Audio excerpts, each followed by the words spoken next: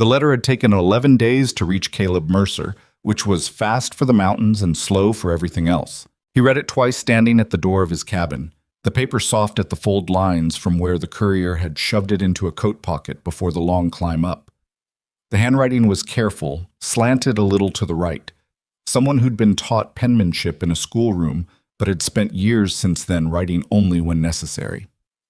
The letter said her name was Evelyn Hart. It said she was 26 years old, in good health, capable of hard work.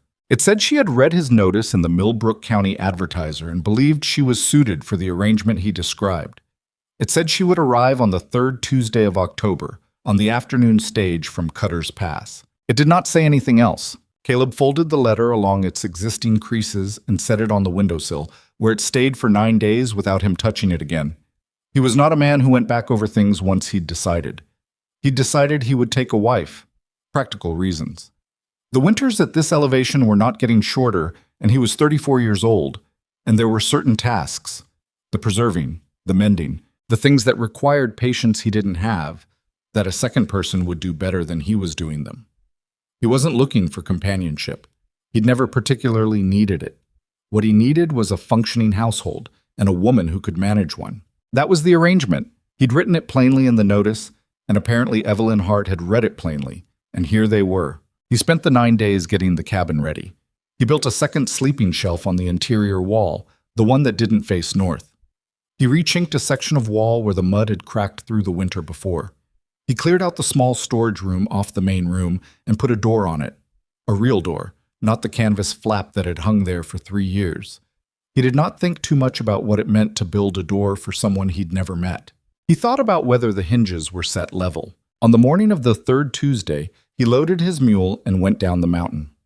Cutter's Pass wasn't much.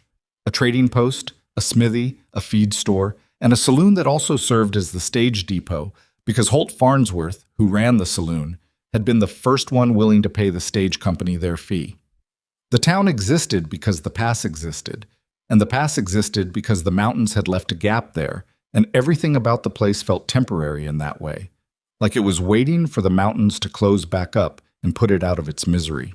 Caleb tied his mule at the post outside the trading post and went inside to pick up some dry goods he'd been putting off. He bought flour, dried beans, a tin of lamp oil, and a spool of copper wire he'd been needing for 3 months. He did not buy anything extra. He did not think about whether there was anything Evelyn Hart might want, because he hadn't thought that far yet, and frankly wasn't sure it was his business to anticipate it. She'd written that she was capable. Capable women generally knew what they needed. The stage was 20 minutes late. He stood outside in the cold with his mule and watched the road. When the coach finally swung into view, it was moving fast, the driver pushing the horses harder than the road warranted coming out of a mountain pass in October, and Caleb watched it slow, with the slight unease he always felt watching other people drive horses they didn't fully respect. The coach rocked and jolted to a stop in front of the saloon. The driver climbed down. The door opened. The first thing that came out was a small hand gripping the doorframe, then a child.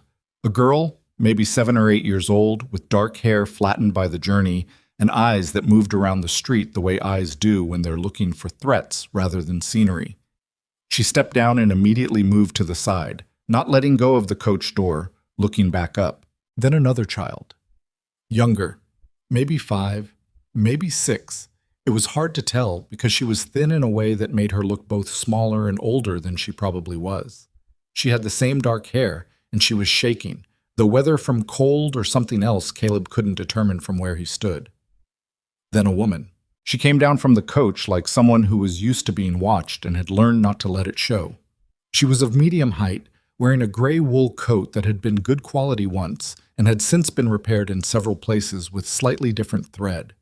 Her hair was dark brown, pinned back in a practical way that had nothing to do with fashion. Her face was what Caleb would have called composed, not happy, not frightened, just arranged. She looked directly at him. He looked directly back. Neither of them said anything for a moment. "Mr. Mercer," she said. It wasn't a question. She'd apparently read something in his standing there that identified him. "Miss Hart," he said. She put her hand on the shoulder of the younger girl, steadying her, and then she said, carefully, with the steadiness of someone who had rehearsed this, "I owe you an explanation." Caleb looked at the 2 children. Then he looked back at Evelyn Hart. "I imagine you do," he said. Yes.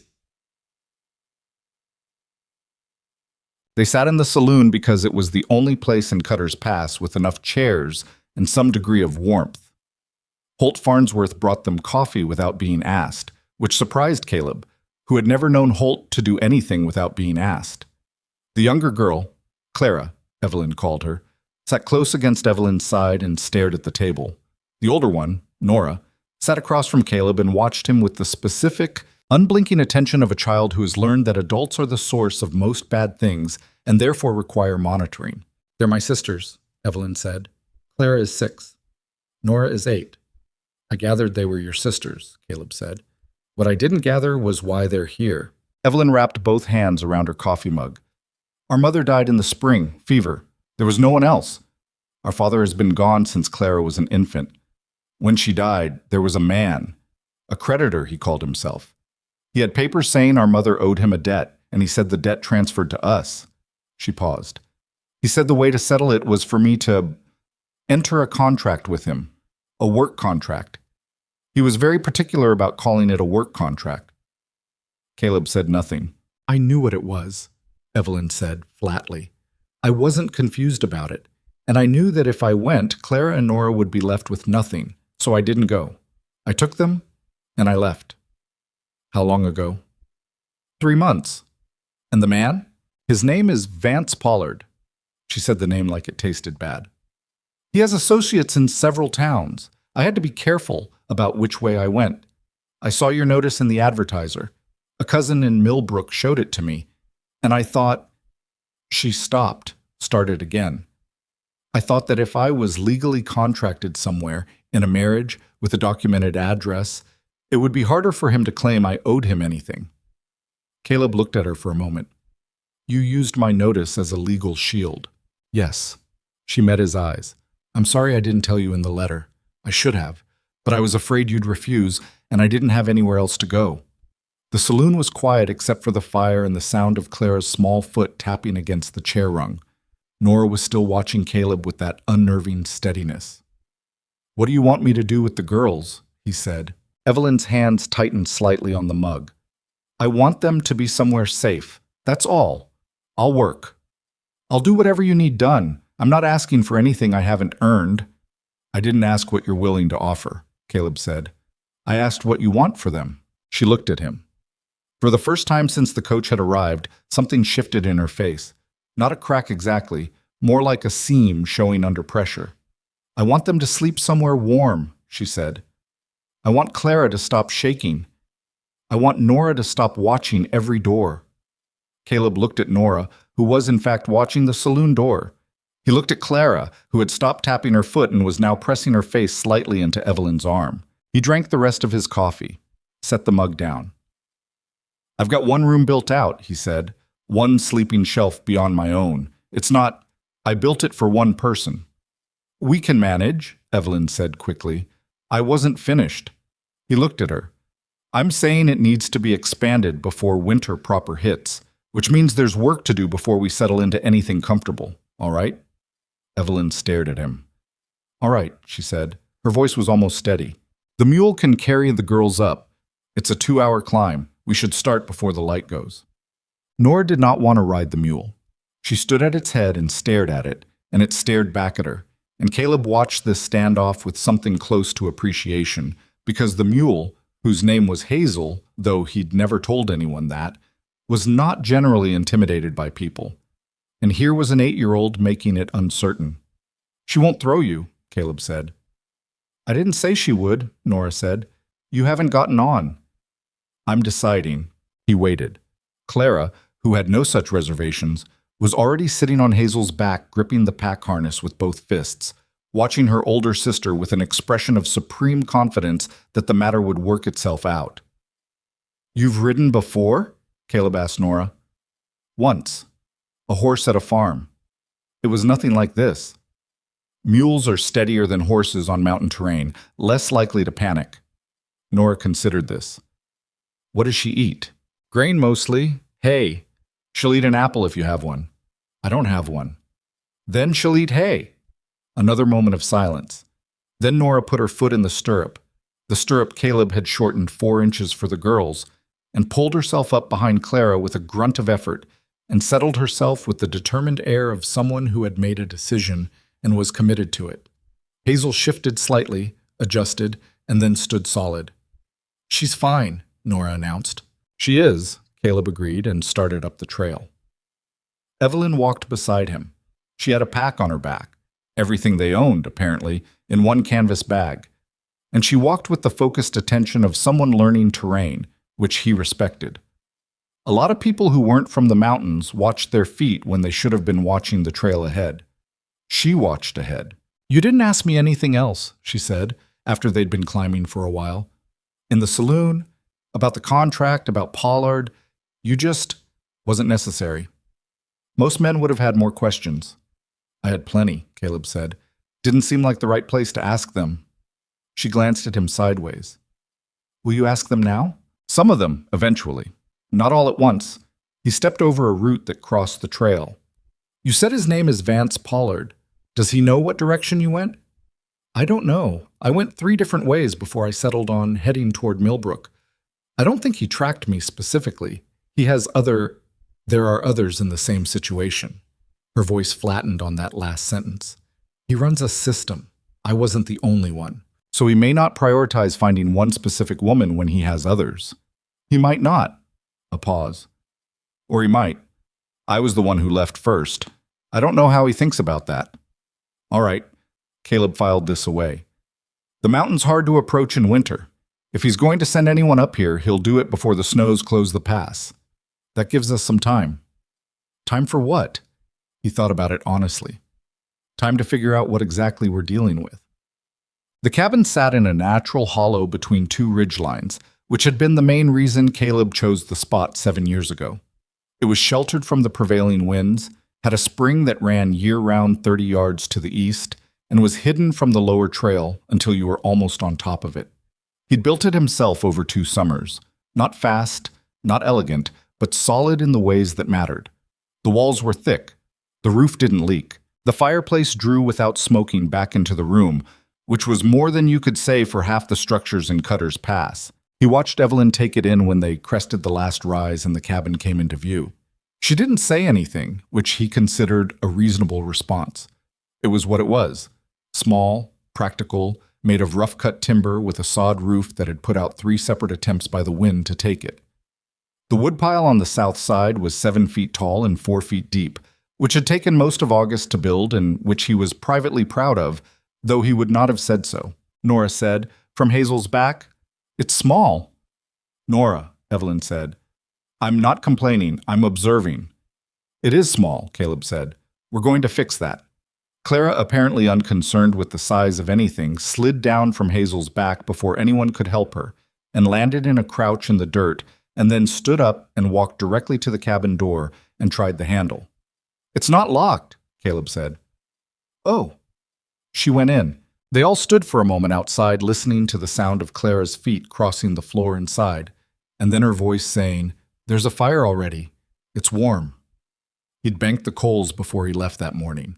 They hadn't gone out. The first night was awkward in the specific way that Caleb had not fully anticipated, which was a failure of imagination he was willing to admit.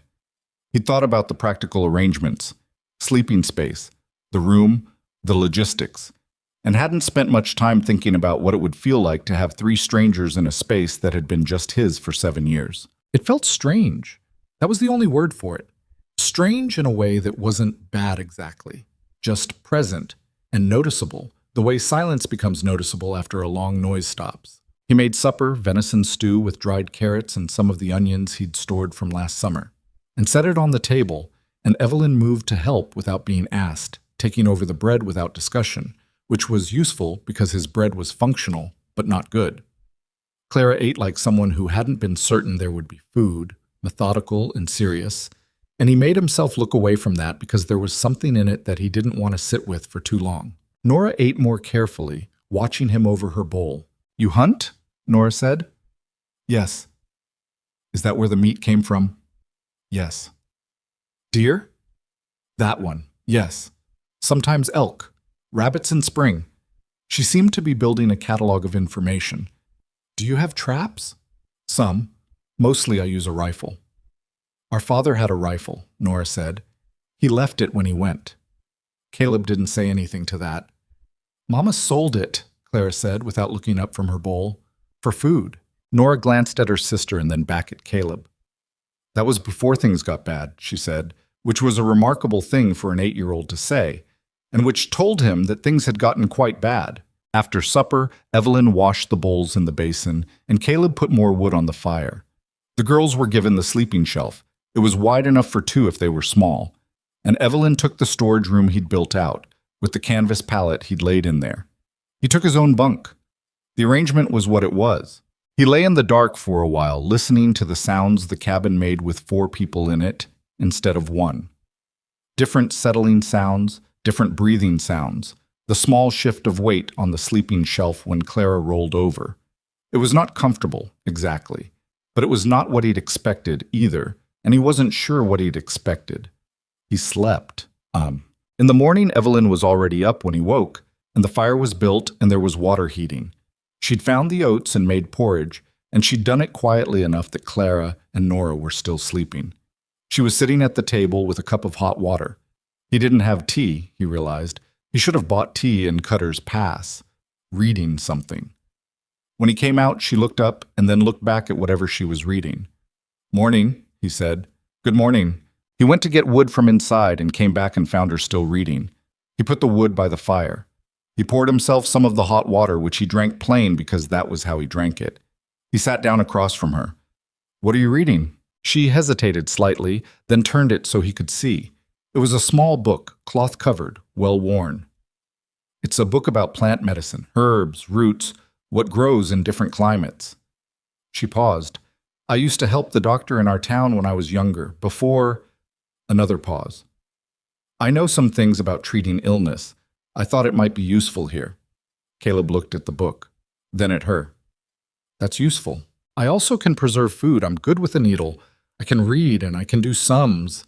I used to keep accounts for a shopkeeper in... She stopped. I'm not trying to list credentials. I'm just saying, I mean to be useful. I heard you the first time in the saloon, he said. I didn't bring you up here because I doubted it. She looked at him. Then why did you bring us up here? The question sat in the air for a moment. You needed somewhere to be, he said finally, and I had somewhere. It was not a complicated answer, and he wasn't sure it satisfied her, but it was what he had. She looked at him for a moment longer, then looked back at her book. Oh. The days settled into their shape over the first week. Not smoothly. There was nothing smooth about 4 people learning a space in each other, but into a kind of functional pattern. Caleb spent the daylight hours outside, mostly, checking the traps on the north slope, cutting and splitting more wood, beginning work on the addition he'd decided the cabin needed. He'd thought about it while he was in Cutter's Pass, and he thought about it more the first few nights, working it out in his head, and by the 4th morning he had a clear picture of what needed to be built. A second sleeping room, not much larger than a good-sized closet, attached to the east wall where the ground was level. It would take most of 3 weeks if the weather held. Nora followed him outside on the 2nd morning. He noticed her when she was already at the woodpile, watching him split wood with a focused expression. You can watch, he said. Don't get too close. She moved back 2 feet, which was not quite 2 feet, but closer than she'd been. He split wood for a while. She watched. Why did you build up here? She said. Preferred it.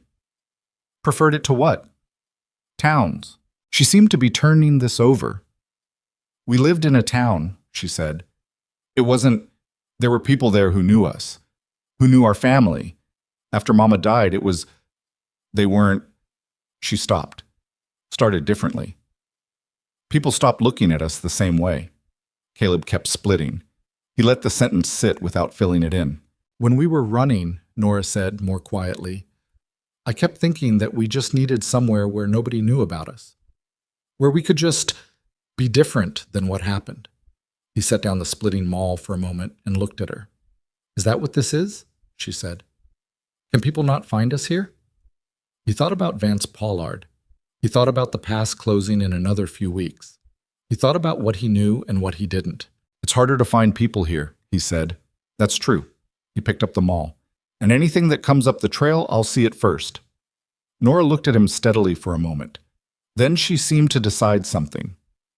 Can I learn to split wood? She said. He looked at her. She was 8 years old and weighed probably 60 pounds. The splitting maul weighed 7. Not that one, he said.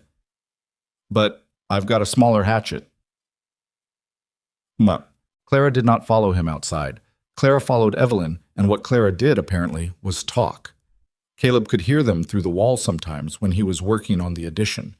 The steady, bright stream of Clara's voice and Evelyn's answers, quieter, more considered. He couldn't make out words, usually, just the shape of conversation.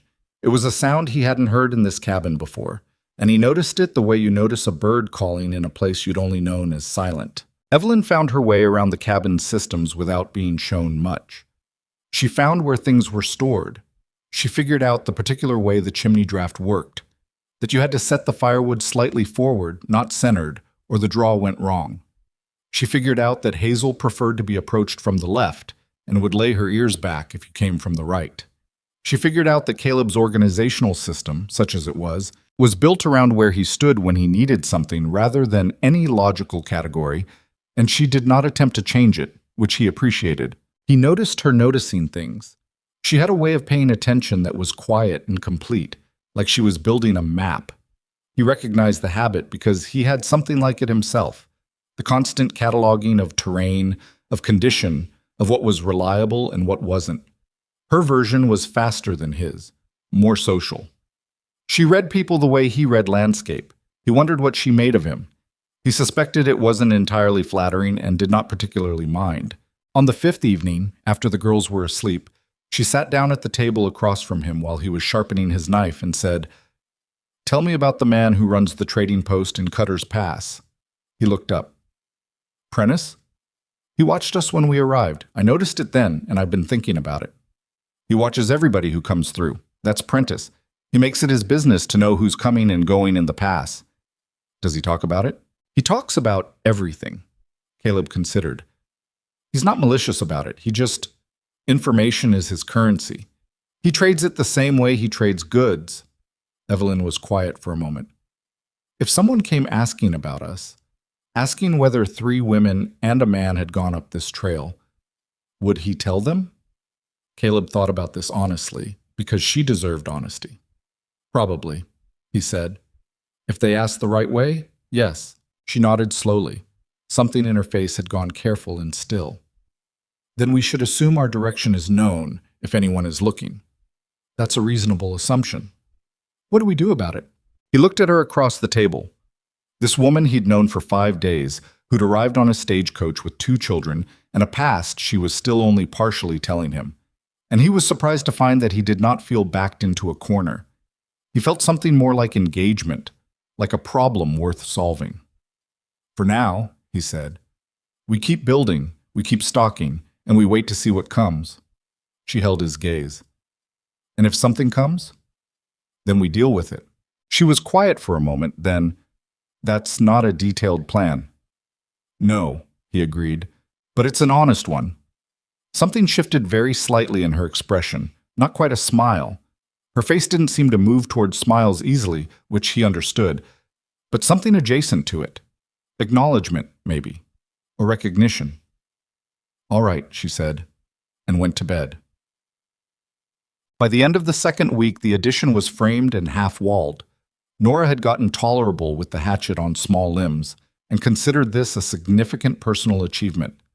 Clara had memorized the name and position of every tool in Caleb's workshop, and would fetch them on request with a speed and accuracy that was almost unnerving. Evelyn had reorganized the food storage in the root cellar in a way that added nearly 15% more capacity, and that Caleb could not argue with logically, so he didn't. He was at the south wall working on the addition's roof framing one afternoon when he heard Hazel make a sound from the paddock. Not an alarm sound exactly, but the specific sound she made when something unfamiliar was near. He set down the hammer. He crossed the yard to the tree line and looked down the trail. 2 men on horseback. Still a 1/4 mile down, moving slowly, picking their way up the switchback. They weren't wearing anything that declared who they were, but the way they rode, deliberate, scanning, was not the way recreational travelers rode. Caleb went inside. Evelyn was at the fireplace. She looked at his face and her body changed slightly, not visibly in any dramatic way, just a subtle settling into itself, a readiness. "Two men," he said, "coming up the trail." Clara looked up from the corner where she'd been drawing in the dirt floor with a stick. Nora, who'd been at the table with the plant medicine book, she'd taken to it, apparently, went very still. "Go to the back room," Evelyn said to the girls. Her voice was steady. "Both of you.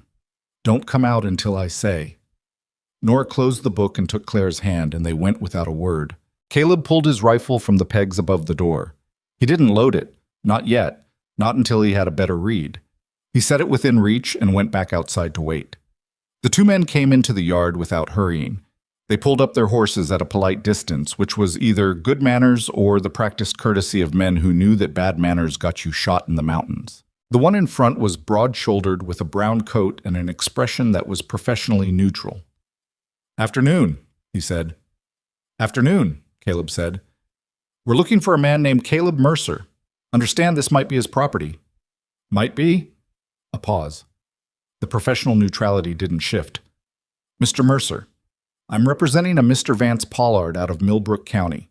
We have a legal matter to discuss." The cold air moved between them, and somewhere in the tree line a branch cracked under its own weight, and Caleb stood in front of his cabin door and looked at these two men and felt, very clearly, the weight of what the next minutes were going to determine. "Then discuss it," he said. The man with the brown coat had the particular kind of patience that came from being paid to be patient.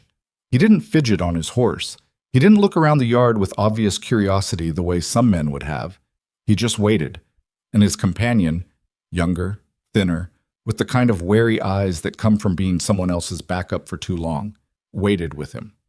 Caleb stood in front of his cabin door and said, "What kind of legal matter?" "A contractual one." The man in the brown coat reached slowly into his coat and produced a folded set of papers, taking obvious care about the slowness of that movement.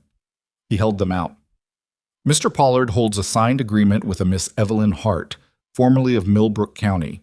The agreement was entered into on behalf of a debt owed by the Hart family estate. Miss Hart left the county before fulfilling the terms of the contract. Mr. Pollard is seeking her return." Caleb didn't move toward the papers.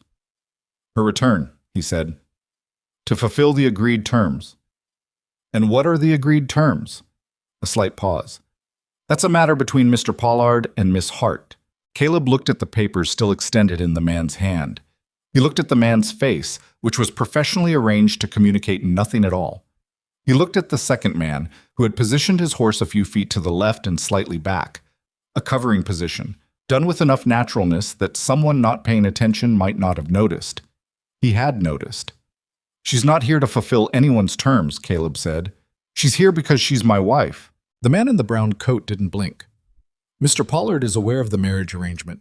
He contends it doesn't dissolve a prior legal obligation. Your employer is welcome to contend whatever he likes. I'd suggest he do it from Millbrook County." The second man shifted slightly in his saddle. The man in the brown coat held the papers another moment, then folded them slowly and put them back in his coat. "Mr. Mercer," he said, in the tone of someone changing registers, moving from formal to something more direct. "I want to be straightforward with you. Mr. Pollard is a patient man, but he doesn't leave things unresolved. What he's asking is simple. Send the woman down to Cutter's Pass and we'll be on our way and you'll have no further trouble." "You'll be on your way right now," Caleb said, "and I'll have no further trouble regardless." A beat of silence. The cold air sat between them. "That's your answer?" "That's my answer." The man in the brown coat looked at him for a long moment with an expression that was almost thoughtful, not angry, just calculating, the way a man looks when he's adding up odds and finding the numbers inconvenient. Then he gathered his reins. "We'll relay that to Mr. Pollard," he said. "You do that." They turned their horses and went back down the trail the way they'd come. Caleb stood where he was until they were out of sight, and then he stood there a little longer, listening to the particular way the mountain went quiet again after horses had moved through it. When he was satisfied they were gone, not just out of sight, but genuinely descending, the sound of hooves fading down the switchbacks, he went inside. Evelyn was at the table. She hadn't gone to the back room with the girls. He hadn't expected her to. I heard, she said. Most of it? Enough. Her hands were flat on the table, fingers spread, pressing down slightly. Someone keeping their hands still on purpose. You didn't have to say that I'm your wife. That's not… It's in the notice I put in the paper. It was your reason for writing. You arriving here with those papers from the arrangement you wrote about. That's documentation enough if anyone wants to argue about it legally. He sat down. I wasn't doing you a favor. I was stating what could be argued in a courthouse. She looked at him. Is that all it was? He held her gaze. We can figure out what else it is later. Right now I need to know more about Vance Pollard. Her hands pressed flat harder for a moment, then released. She pulled them into her lap. He runs businesses in 3 towns that I know of, she said. Millbrook County is his main territory. He finds women in difficult situations, debts, widows, women who are alone, and he creates arrangements. He has a man in each town who scouts them out and brings him names. Her voice stayed even, but the evenness itself was a kind of work. He's careful about it. He uses real paperwork. He gets signatures on things. Some women don't fully understand what they're signing, and some understand and don't see another option. Is the signature on the contract yours? A pause. It has my name on it. But did you sign it? She looked at the table. I signed something. He told me it was an acknowledgement of the debt, that I was confirming the amount my mother owed. Then he had his man explain the terms of settlement.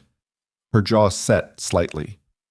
I didn't sign a work contract. I signed a debt acknowledgement, and he's been calling it a work contract since. Caleb turned this over in his head. So the document he's waving around may not say what he claims it says. I don't know exactly what it says. I left before I could get a copy. That's what we need, he said. A copy. How would we get that? He thought about it. The circuit judge out of Harlan comes through Cutter's Pass twice a year.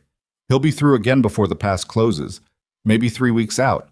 If we could get the actual contract in front of a judge, rather than letting Pollard describe it to one, that changes the ground under his feet. He looked up at her. Do you know anyone in Millbrook who might have seen the paperwork? Anyone who could get a look at what's actually filed? Evelyn thought. There's a woman. Rebecca Marsh. She used to do copying work for the county clerk's office. A pause. She was kind to us when things were hard. I don't know if she'd… We'd need to get a letter to her without going through the Cutter's Pass post. There's another route, Evelyn said. South through the Alderson Valley. It adds 2 days but bypasses the pass entirely. He looked at her. You worked that out. I worked out a lot of things before I got on that stagecoach. She said it without apology. I wasn't stumbling in the dark. I know you weren't. He stood. Write the letter tonight. I'll find a way to get it sent. The girls came out of the back room when Evelyn called them, and they stood in the doorway and Evelyn told them what had happened in simple terms. That some men had come asking about her, that Caleb had sent them away, that they were fine. Clara listened with enormous eyes and then said, Are they coming back? And Evelyn said, honestly, I don't know, but if they do, we'll handle it. And Clara nodded with the specific gravity of a 6-year-old deciding to trust an adult. Nora said nothing during the explanation. But later, when Caleb was outside checking that the paddock gate was properly latched, checking things that were probably fine but needed checking anyway, she appeared at his elbow in the way she'd developed of materializing without footsteps. Those men, she said, they're gone. For now? Yes, he said, for now. She stood with her arms crossed over her chest, and he had the strange thought that she looked older than 8. Not in her face was a child's face, but in her posture, in the specific set of her shoulders, in the way she'd already gotten to the same conclusion he'd gotten to without anyone having to explain it. What do you do when something's coming and you can't stop it from coming? She said. He latched the gate, pulled it to test it. You make sure you're ready when it gets here, he said. Nora thought about this. Can I learn to use the rifle? He looked at her seriously, because she was being serious. No, not yet. He paused. But I'll teach you to load it and where it's kept, and what to do if something happens and you need to be the one to get it. She looked at him steadily. Why would I need to? You probably won't. He met her eyes. But you should know anyway. She seemed to find this acceptable. She went back inside.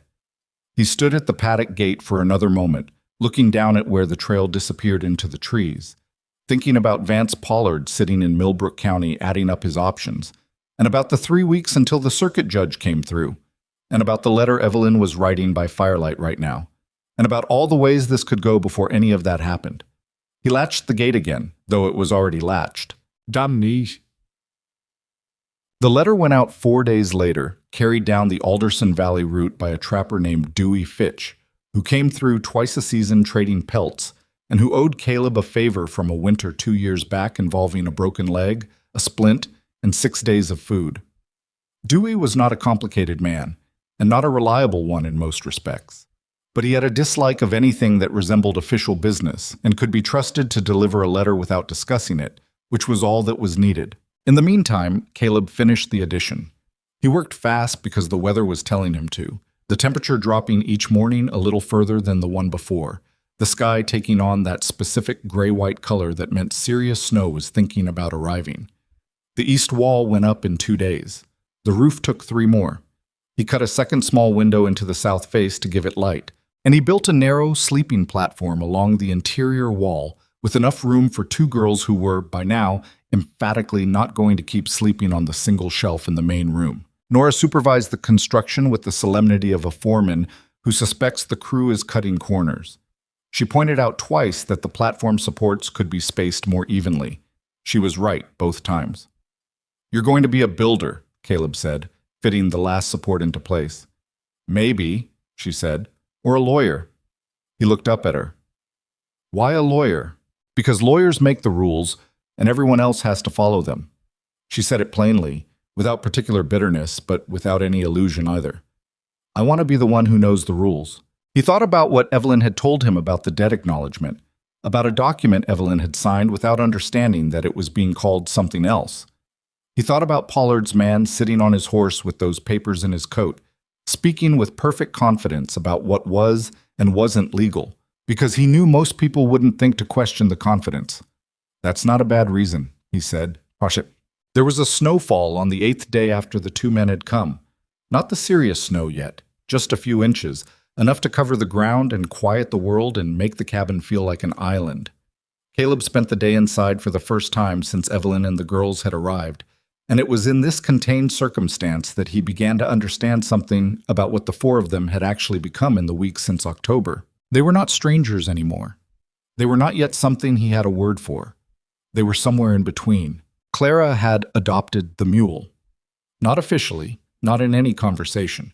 She had simply begun appearing at the paddock fence each morning with a handful of the dried grass she'd started pulling from along the south wall, and Hazel, who was not a sentimental animal, had nonetheless begun watching for Clara's arrival with an attention she didn't pay to anyone else.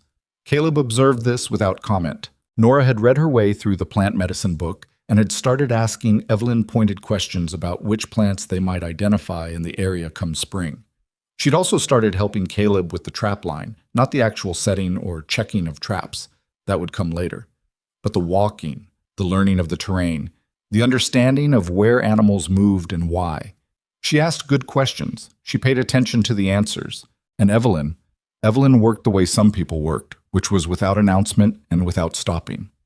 She'd been cataloging the food stores and cross-referencing them against what she knew about winter in high elevations, and the result was a detailed list of what they had, what they needed, and approximately how long they could hold out without resupply that was more accurate than anything Caleb had put together himself. She'd shared it with him matter-of-factly, and he'd looked at it and said, "That's right," and she'd said, "I know," and that was the entirety of that conversation. On the snow day, hemmed in by the white silence outside, all 4 of them were inside together for most of the afternoon. Caleb repaired 2 sections of harness at the table. Nora read. Clara drew elaborate constructions in the dirt floor. She'd given up trying to explain them when he'd asked once, just looked at him with patient exasperation, which told him they were architecturally complex in ways he was not qualified to evaluate. Evelyn sewed. At some point, Clara started singing, softly, some half-remembered song that had no complete lyrics. Just fragments strung together, some words, some sounds where words had been forgotten. Nobody told her to stop. After a while, Nora joined in on the parts she knew, which were slightly different parts, and they braided their versions together without discussion into something that was less a song and more a pleasant noise. Caleb kept his eyes on the harness. After a while, Evelyn said quietly, not looking up from her sewing, "Their mother used to sing that to them." He didn't ask anything else. She didn't say anything else. The fire talked in its own language, and outside the snow kept falling, and for a few hours the mountain was just the mountain again. Just the place where they all were, without anything pressing down on it from outside. Dewey Fitch came back 12 days after he'd left, which was faster than Caleb had expected, and fast enough that he felt the first thin wire of hope when he saw the trapper coming up the yard. He had a letter. Not from Rebecca Marsh, from someone else. A man named Gideon Pratt, who worked as a clerk at the county recorder's office, and who, apparently, had cause of his own to be interested in Vance Pollard's paperwork. Caleb read the letter at the table while Evelyn sat across from him and waited without asking. He read it twice. Then he set it down. "There are 3 other women," he said, "in the same situation as yours. 2 of them are still in Millbrook County and can't leave without being stopped. One left the same way you did." He smoothed the letter on the table. "This Gideon Pratt, he says he's been quietly collecting copies of the contracts Pollard files with the county recorder. He says at least 2 of them have the same problem yours does. They're filed as work contracts, but the signatures on them are attached to documents that don't say that." Evelyn was very still. "He says he'll produce the copies if someone brings the right kind of legal proceeding," Caleb continued. "He says he's been waiting for someone to bring one, but the women Pollard targets don't generally have. He writes resources or standing. He means they don't have anyone in their corner." The fire shifted. A log dropped. "He knows about me," Evelyn said. It wasn't a question. "He knows someone left and made it out of the county. He doesn't seem to know where you are exactly." Caleb looked at her. "He's asking for contact. He wants to know if this is going to go anywhere." She put both hands on the table. He noticed that she didn't press them flat this time. She just set them there, open. "If we go to the circuit judge," she said slowly, "with Gideon Pratt's copies, with what I know about the debt acknowledgement, it's not a guarantee. A circuit judge in a mountain county may not want the trouble of taking on a man who has connections in 3 towns. But it's something." "It's something," he agreed. Outside, the snow had stopped. The afternoon light was doing that specific thing it did at this elevation in late October, coming in low and gold and sideways through the window, catching the dust in the air, making the interior of the cabin look momentarily like something someone had painted. "Why is he helping?" Evelyn said. "This Gideon Pratt. He works for the county. That's a risk." "Letter doesn't say exactly. Says he's seen enough to know it's wrong." He paused. "Could be true. Could be something else motivating him. I don't know. Do you trust it?" He thought about the question honestly. "I trust that those copies exist if he says they exist. Whether his reasons are what he says they are, I don't know him. But the information itself doesn't depend on his reasons being pure." Evelyn looked at the table for a long moment. Then, "Write back. Tell him yes." 2 days before the circuit judge was due in Cutter's Pass, Pollard's men came back. This time there were 4 of them. Caleb saw them coming from the same position at the tree line, same time of day. Mid-afternoon, when the light started going flat. He had more warning this time because Hazel told him, not with sound but with the particular tilt of her ears that he'd learned to read in 7 years of living with her on this mountain. He was in the paddock when her ears went toward the trail and stayed there, and he was at the tree line with a clear view of the switchbacks before the first rider came around the first turn. 4 men. 2 he recognized by their horses, Brown Coat and his thin companion, 2 new ones. He went to the cabin. 4 men, he said. Same 2 plus others. Evelyn stood up from the table. She did it the way she'd been doing things lately. Without hesitation, with the specific kind of calm that isn't the absence of fear, but the decision to act through it. Nora, Clara. Her voice carried just enough. Back room. Take the book. Nora took Clara's hand. She looked at Caleb once on her way through the door. A look that he interpreted as the specific question of whether this was going to go badly, and the specific request that he give her an honest answer in his expression rather than a reassuring lie. He held her gaze steadily and nodded once. She nodded back. The door closed. Caleb loaded the rifle. He was loading it when Evelyn said behind him, "What does loading it mean?" "It means I have it if I need it." He set it on the pegs. "I'm not planning on needing it." "What are you planning?" He turned to look at her. 4 men means Pollard is done being patient. 4 men coming up a mountain trail in late October means he's making a push before the pass closes, and the judge arrives, and this becomes a legal matter instead of a forcible one. He pulled on his coat. "What that tells me is that he knows about the judge. Someone in Cutter's Pass told him." "Prentice." "Probably." He opened the door. "Which means our window is narrower than I thought, but it's still there." He looked at her. "Stay inside, don't come out unless I call you." You can, he agreed. "You can do a lot of things. Right now, the most useful thing you can do is not be seen, because Pollard's men are looking for a reason to take you, and walking out that door gives them a visual they can use to claim you came willingly. You understand?" A pause. Her jaw was tight. "Yes," she said. He went outside and stood on the step and waited for the 4 men to come into the yard. Browncoat spoke first, same as before. "Mr. Mercer." His tone had changed, not hostile exactly, but the professional neutrality was gone. There was something more direct underneath it. "I see you've been busy." His eyes moved to the addition on the east wall. "Making room." "Making room," Caleb agreed. "Mr. Pollard would like to conclude this quickly. He's prepared to offer a settlement, a sum of money to be considered full discharge of the Hart family debt. In exchange, Miss Hart returns to Millbrook County to confirm the agreement in person." "She's not going to Millbrook County."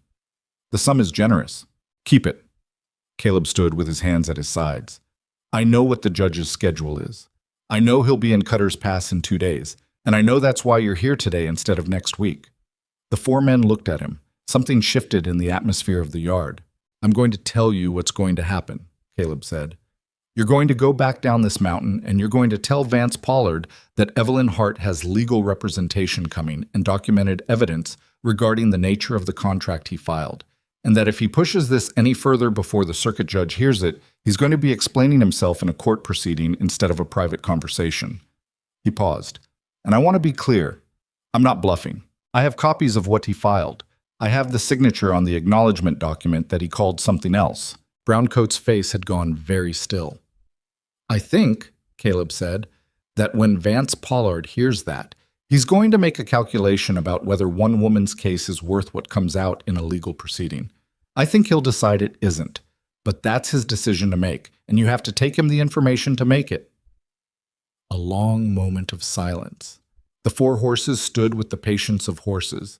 The wind moved through the spruce trees along the ridgeline. The thin companion looked at Browncoat. Browncoat looked at Caleb.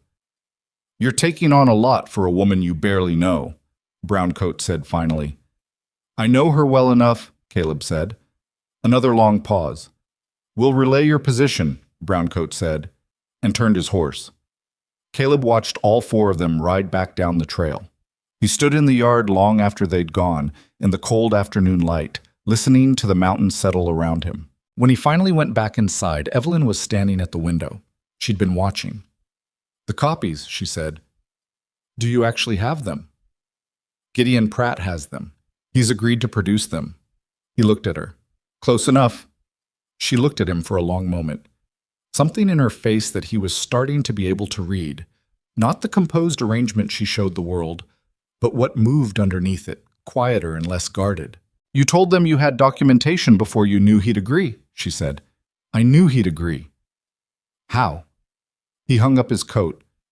"Because he's been waiting for someone to ask him." The fire crackled. Clara's small voice came from behind the back room door, asking if it was over, and Evelyn turned and said, "Come out. It's over." And the door opened, and the cabin filled back up with what it had become. That thing Caleb still didn't quite have a name for, but that was present and real and his.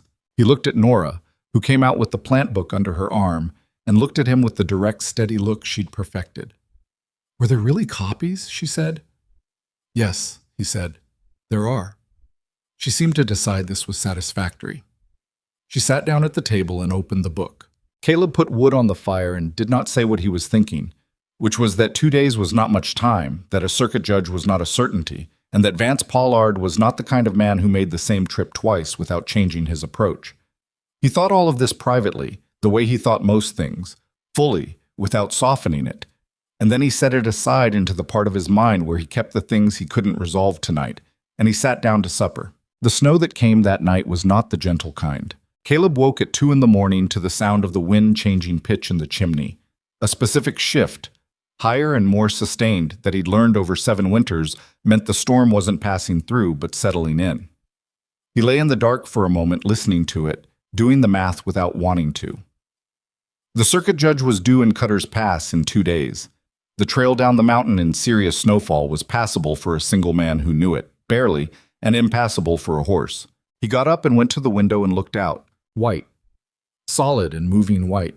The kind of snow that erased the yard in the time it took to register what you were seeing. He stood at the window for a while, not swearing, because swearing didn't accomplish anything, but feeling the full weight of the situation pressing down with the specific heaviness of a door slamming on a narrow window of time. Gideon Pratt had the documents. The judge would be in Cutter's Pass for exactly 1 day before continuing his circuit to the next county. If the trail was closed, none of that mattered. He went back to his bunk and lay there thinking until the sky started to lighten, and then he got up and built the fire and put water on, and sat at the table with his coffee and worked through what was actually possible.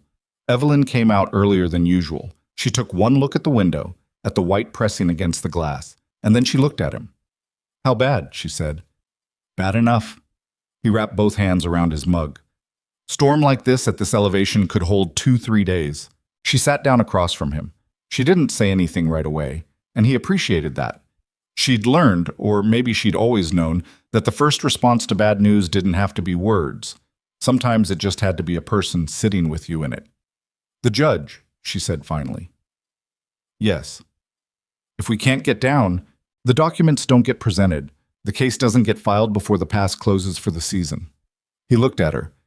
"Which means Pollard has the winter, 5 months to prepare whatever he prepares, to find other angles." She pressed her lips together. Her face did that thing, the composed arrangement coming up like a door closing, and then, because she was tired or because she was past the point of maintaining it constantly, coming back down again. "I didn't think it would be weather," she said. "After everything, men on horses, 4 of them, I didn't think it would just be weather that stopped it." "It hasn't stopped it yet." She looked at him. "I can make the descent alone," he said. "I know that trail in the dark, in snow. I've done it." He said it plainly because it was true and because she deserved the honest version. It would take longer. I'd need to leave within the hour to have any margin. And leave us here. You have food for 2 weeks. You have wood. You know how the damper works. He paused. "And Nora knows where the rifle is and how to load it." Something shifted in her expression. "You told her how to load it." "I told her where it is and how to load it. I didn't tell her to use it. I told her it was there if she needed to know it was there." He looked at her steadily. "That's different." She was quiet for a moment, then, "How long would you be gone?" 2 days down, 1 day in Cutter's Pass to meet with the judge, 2 days back if the storm clears, 5 days.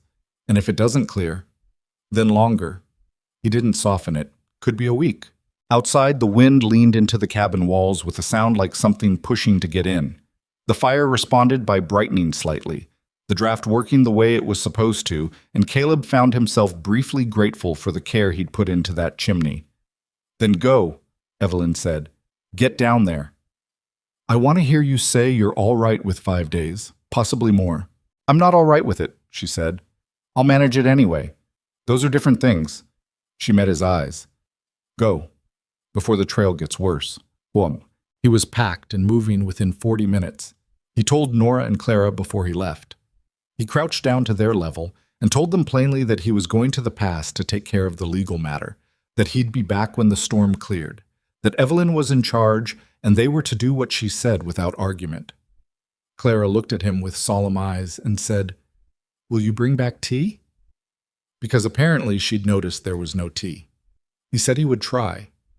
Nora said nothing, just looked at him and then looked at Evelyn and then back at him, reading the situation with that particular competence of hers. "Come back," Nora said. "That's the plan," he said. He went out into the white. The descent took 4 hours instead of 2, which was about what he'd calculated. The trail was drifted over in the exposed sections, but the snowpack was consistent. No ice underneath, just deep, fresh snow, which was harder on the legs but more predictable than ice. He moved carefully, testing each step in the sections he couldn't see clearly, trusting the 10,000 times he'd walked this path in better conditions to guide him through it. In these. He fell twice, once on the switchback at the third ridge, once in the gully crossing at the bottom, and got up both times and kept moving. Cutter's Pass was barely recognizable under the snow. Half the town appeared to be waiting out the storm indoors. The trading post had smoke coming from every gap in the walls. The saloon had men pressed against its front window looking out at nothing. Caleb went to the feed store first because that was where Holt Farnsworth usually directed travelers who needed lodging, and because the feed store's back room had 2 cots, one of which he'd slept on once before and knew to be a reasonable alternative to freezing. He slept 4 hours, ate, and went looking for Gideon Pratt. Pratt had arrived 2 days earlier, which surprised him. The man had come in ahead of the storm, apparently anticipating it or not willing to risk the timing.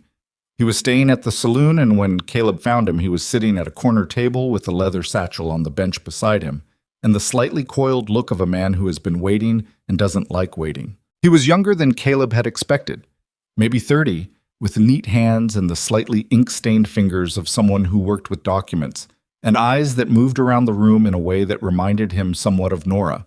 Not paranoid exactly, just perpetually assessing. "Mercer," he said when Caleb sat down across from him. "Pratt. I wasn't sure you'd make it down in this." "I made it." Caleb looked at the satchel. "Is that what I think it is?" 3 contracts filed by Pollard with the Millbrook County Recorder's Office over the past 4 years. 2 of them signed with debt acknowledgments that predate the work contract language by several months. He put his hand on the satchel, but didn't open it. The signatures on the acknowledgments are genuine. The signatures on the work contracts are not the same signatures. Caleb was very still for a moment. "Say that plainly." Gideon Pratt looked at him. "At least 2 of the work contracts that Pollard has filed under his name have signatures that don't match the signatures on other documents signed by the same women. I'm not a handwriting examiner, but I can read, and I've read those documents a dozen times, and the differences are visible to anyone who looks." "He forged them," Caleb said. "The documents suggest that possibility strongly." Pratt's careful clerk's voice stayed even. "I'm not going to say more than the documents say, but the documents say that." Caleb sat back. He thought about the man in the brown coat sitting on his horse with the papers in his coat, speaking with complete confidence about what was legal and what wasn't. He thought about how the confidence depended on nobody looking closely at the papers themselves. "The judge," he said. "When does he arrive?" "Tomorrow morning, if the storm doesn't slow him. He's coming from the south, so he's not fighting this particular weather." Pratt touched the satchel again. "I need to know if Miss Hart will file. I can present these documents, but the proceeding needs to come from her. She's the complainant." "She'll file." "You're certain?" "She came down a mountain in a snowstorm 3 months ago with 2 children and nothing else to get away from this man," Caleb said. "She'll file." Pratt looked at him for a moment, then nodded. "All right." He picked up his coffee. "There's one more thing. The 3rd contract. The one that's different from the other 2. It belongs to a woman named Margaret Doyle. She's still in Millbrook County. She hasn't left." "Why are you telling me this?" "Because if this proceeding goes forward and produces a result, it might open a door for her." He set the coffee down. "I wanted you to know, in case it matters to someone." Caleb looked at the younger man across the table, at the ink stains and the careful eyes and the leather satchel he'd carried through the beginning of a mountain storm, and thought about what Evelyn had said when she'd read his notice in the paper and thought it might be a legal shield, about how most people didn't think to look for doors until someone told them the doors existed. "It'll matter," he said. The judge arrived on the following morning with 3 inches of new snow still falling and the expression of a man who was deeply tired of the particular inconveniences of circuit work and had been tired of them for approximately 20 years. His name was Aldrich Kane. Not a young man, not a warm one, but with the kind of fundamental fairness that sometimes develops in people who've spent decades watching what happens when fairness is absent. He set up in the back room of the trading post because Prentice offered it, and it was the closest thing the pass had to a proper space. And he took off his coat and called for coffee and said he had 4 hours before he needed to rest and then move on. And anyone with business to bring could bring it now. Caleb presented Evelyn's letter first, a statement she'd written the night before he left, witnessed by Nora, who had extremely precise handwriting for an 8-year-old, describing in plain terms what she had signed, what she had been told she was signing, and what Vance Pollard had subsequently called the document. Gideon Pratt presented the copies. The judge read everything without expression, his coffee going cold beside him. There was a man from Cutter's Pass named Durant who occasionally served as legal counsel when real counsel wasn't available, and Caleb had located him that morning and asked him to sit in. Durant was not brilliant, but he was dogged, which was what the situation required, and he asked the questions that needed asking about the documents while the judge read. It took 2 hours. At the end of 2 hours, Judge Kane set the papers down and looked at Caleb over his reading spectacles. "The woman is your wife," he said. "She is. And she's not here because of the weather." "Correct. And your name is on the marriage notice in the advertiser." "It is." The judge picked up one of Pratt's documents and looked at it again. Then he set it back down. "The signatures are materially different," he said, to no one in particular. "Anyone can see that."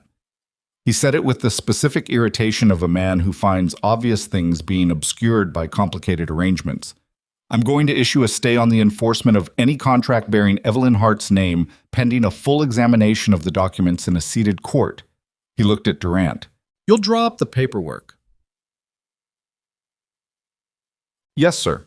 And I'm going to send a letter to the court at Millbrook County recommending an examination of all contracts filed by this... What's his name?" "Vance Pollard," Caleb said.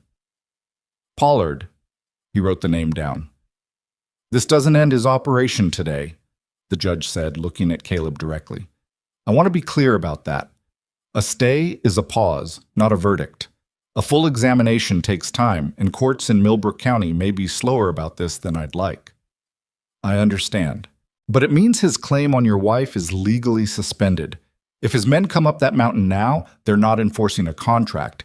They're trespassing and potentially worse." He picked up his coffee, found it cold, and set it down again with the resigned expression of a man accustomed to cold coffee. "Tell her the stay has been issued." "I will." "And tell her she'll need to appear in a seated court when the examination is scheduled.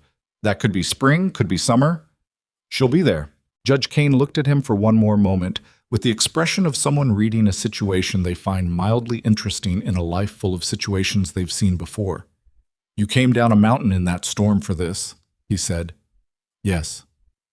"All right," the judge said, and went back to his papers. Caleb spent one more night in Cutter's Pass and started back up the mountain before dawn the second day, when the storm had broken enough to make the trail readable. He carried the documents in an oilskin pouch inside his coat. He carried a half-pound of tea in his pack because he'd told Clara he would try. The climb back was harder than the descent, as it always was, and he was 3 hours into it, still below the second ridge, when he heard footsteps on the trail behind him. He stopped and turned. There was a man he didn't recognize coming up behind him at a pace that suggested intention. Alone, on foot, which was unusual for the trail in this weather. Mid-40s, square-built, wearing a good coat that was wrong for mountain travel. Too fashionable, not warm enough. Caleb waited. The man stopped at a polite distance. He was slightly winded from the climb, and he took a moment before speaking, which Caleb used to observe that his hands were visible, empty, and that he carried no obvious weapon, though that didn't mean a great deal. "Mr. Mercer," the man said. "You have the advantage of me," Caleb said. "My name is Harlan Voss. I'm an attorney out of Perrin City." He produced a card from his coat pocket and held it out, and Caleb took it without moving forward, the man having to extend his arm fully to close the distance. "I represent several parties who have an interest in the matter you brought before Judge Kane yesterday." Caleb looked at the card. It was a real card printed, with an address in Perrin City that was the county seat 3 counties south. "Several parties," he said. "There are other women in situations similar to your wife's," Voss said. "Not just in Millbrook County. Pollard has operated in 4 counties over 6 years. There are people who have been trying to build a case against him for some time, a proper case, in a proper court, and who lack the specific kind of documented evidence that your clerk in Millbrook County appears to have." He paused, still winded, catching his breath without apologizing for it. What Gideon Pratt produced yesterday it's significant. Combined with testimony from complainants and the right legal proceeding, it could produce a result that goes well beyond a stay on one contract. Caleb stood on the snowy trail and looked at this man from Perrin City. "Why are you telling me this on a mountain trail?" he said, "instead of in the trading post where it's warm?" "Because I didn't arrive until this morning, and I was told you'd already gone, and because I thought this conversation was better had without an audience." Voss looked at him steadily. "I came up here in the snow, Mr. Mercer. I think that demonstrates a degree of seriousness." "It demonstrates something," Caleb agreed. "Who are your clients?" "I'm not at liberty to name them all. 2 of them are women who entered into arrangements with Pollard that they are now trying to exit legally. One is a businessman in Perrin City who had a separate dispute with Pollard regarding a fraudulent land transaction." He paused. "The businessman has resources. The women have testimony. What everyone has been lacking is documentation showing a pattern. And Pratt's documents show a pattern. 3 instances of what appear to be forged signatures on contracts filed in the same county by the same man over 4 years. Yes, that shows a pattern." Caleb thought about Margaret Doyle, the name Pratt had mentioned, the 3rd contract, the woman still in Millbrook County who hadn't left. He thought about what Evelyn had said. He runs a system, not one woman's problem. A system. Built carefully over time, dependent on the confidence that no one would look closely. "What do you need?" he said. "Gideon Pratt's cooperation in a broader proceeding, your wife's testimony, when the time comes. And," Voss paused, "ideally, contact with anyone else who can speak to Pollard's methods from direct experience." "That last part isn't mine to offer." "No, but it might be worth discussing with your wife." Caleb looked at him for another long moment. The wind moved through the spruce trees above them. A branch dropped a load of snow somewhere in the trees, the soft thud of it reaching them a second after the movement. "Give me a way to reach you," he said. Voss produced a second card from his coat, already prepared for this request, which told Caleb the man had thought this conversation through carefully before having it. "That address will find me. Post usually takes a week from this area." Caleb took the card. He looked at Harlan Voss, at the good coat wrong for the weather, at the winded breathing, at the particular expression of a man who has been working on something for a long time and has just encountered unexpected evidence that it might actually go somewhere. "I'll be in touch," Caleb said. He turned and continued up the mountain. Mike. He reached the cabin in the late afternoon of the 2nd day, with the light going and the temperature dropping into the kind of cold that had actual intent behind it. He came up the last rise and saw the smoke from the chimney exactly where it should be, and felt something he didn't immediately name. A loosening of something in his chest that he hadn't been fully aware was tight. The cabin door opened before he'd crossed the yard. Nora, with the instinctive alertness of a child who'd been monitoring the trail for 2 days, appeared in the doorway. She looked at him for a moment, taking inventory, and then she moved aside without comment to let him in. Clara was at his side before he'd gotten his coat off, asking about the tea with the focused urgency of someone who had been thinking about this for 2 days. He gave her the packet from his pack, and she examined it with great seriousness before declaring it acceptable and carrying it to Evelyn. Evelyn was at the fireplace. She turned when he came in and looked at him the way she'd developed of looking, that reading, cataloging attention. And something passed across her face too quickly for him to name it. "You're back," she said. "Told you I would be." "You said 5 days. It's been 5 days." "Then I was accurate." He sat down heavily at the table. His legs ached from the climb. The stay was issued. She went very still. "Judge Kane issued a stay on enforcement of any contract bearing your name. Pollard's men can't come up here now with a legal claim. If they come up here now, they're trespassers." He looked at her across the table. "You're not bound to anything he says you're bound to." The firelight moved on her face. She didn't say anything right away. She turned back to the fireplace for a moment, and he had the sense of something large being processed very quietly. All that weight she'd been carrying since before she'd stepped off that stagecoach, being measured now against a different kind of news. "Is it over?" she said to the fire. "Part of it." He told her about Harlan Voss then, plainly and completely. The attorney on the trail, the clients in Perrin City, the the broader case being built. He told her about Margaret Doyle, whose name he'd kept since Pratt had said it, held it the way you hold something that belongs to someone else.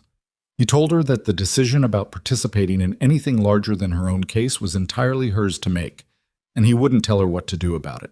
She listened without interrupting. When he was done, she was quiet for a long time. "There's a woman still there," she said. "Margaret Doyle." "Yes. She can't leave the way I did." That's what Pratt said. Evelyn turned from the fire and looked at him, and this time the composed arrangement was entirely gone. Not because she was breaking, but because she'd moved past the point of needing it. What was underneath was not fragility. It was something considerably more substantial than that. "If I testify," she said, "if I tell them what happened, what the process was, how he found me, what the papers said, does that help her?"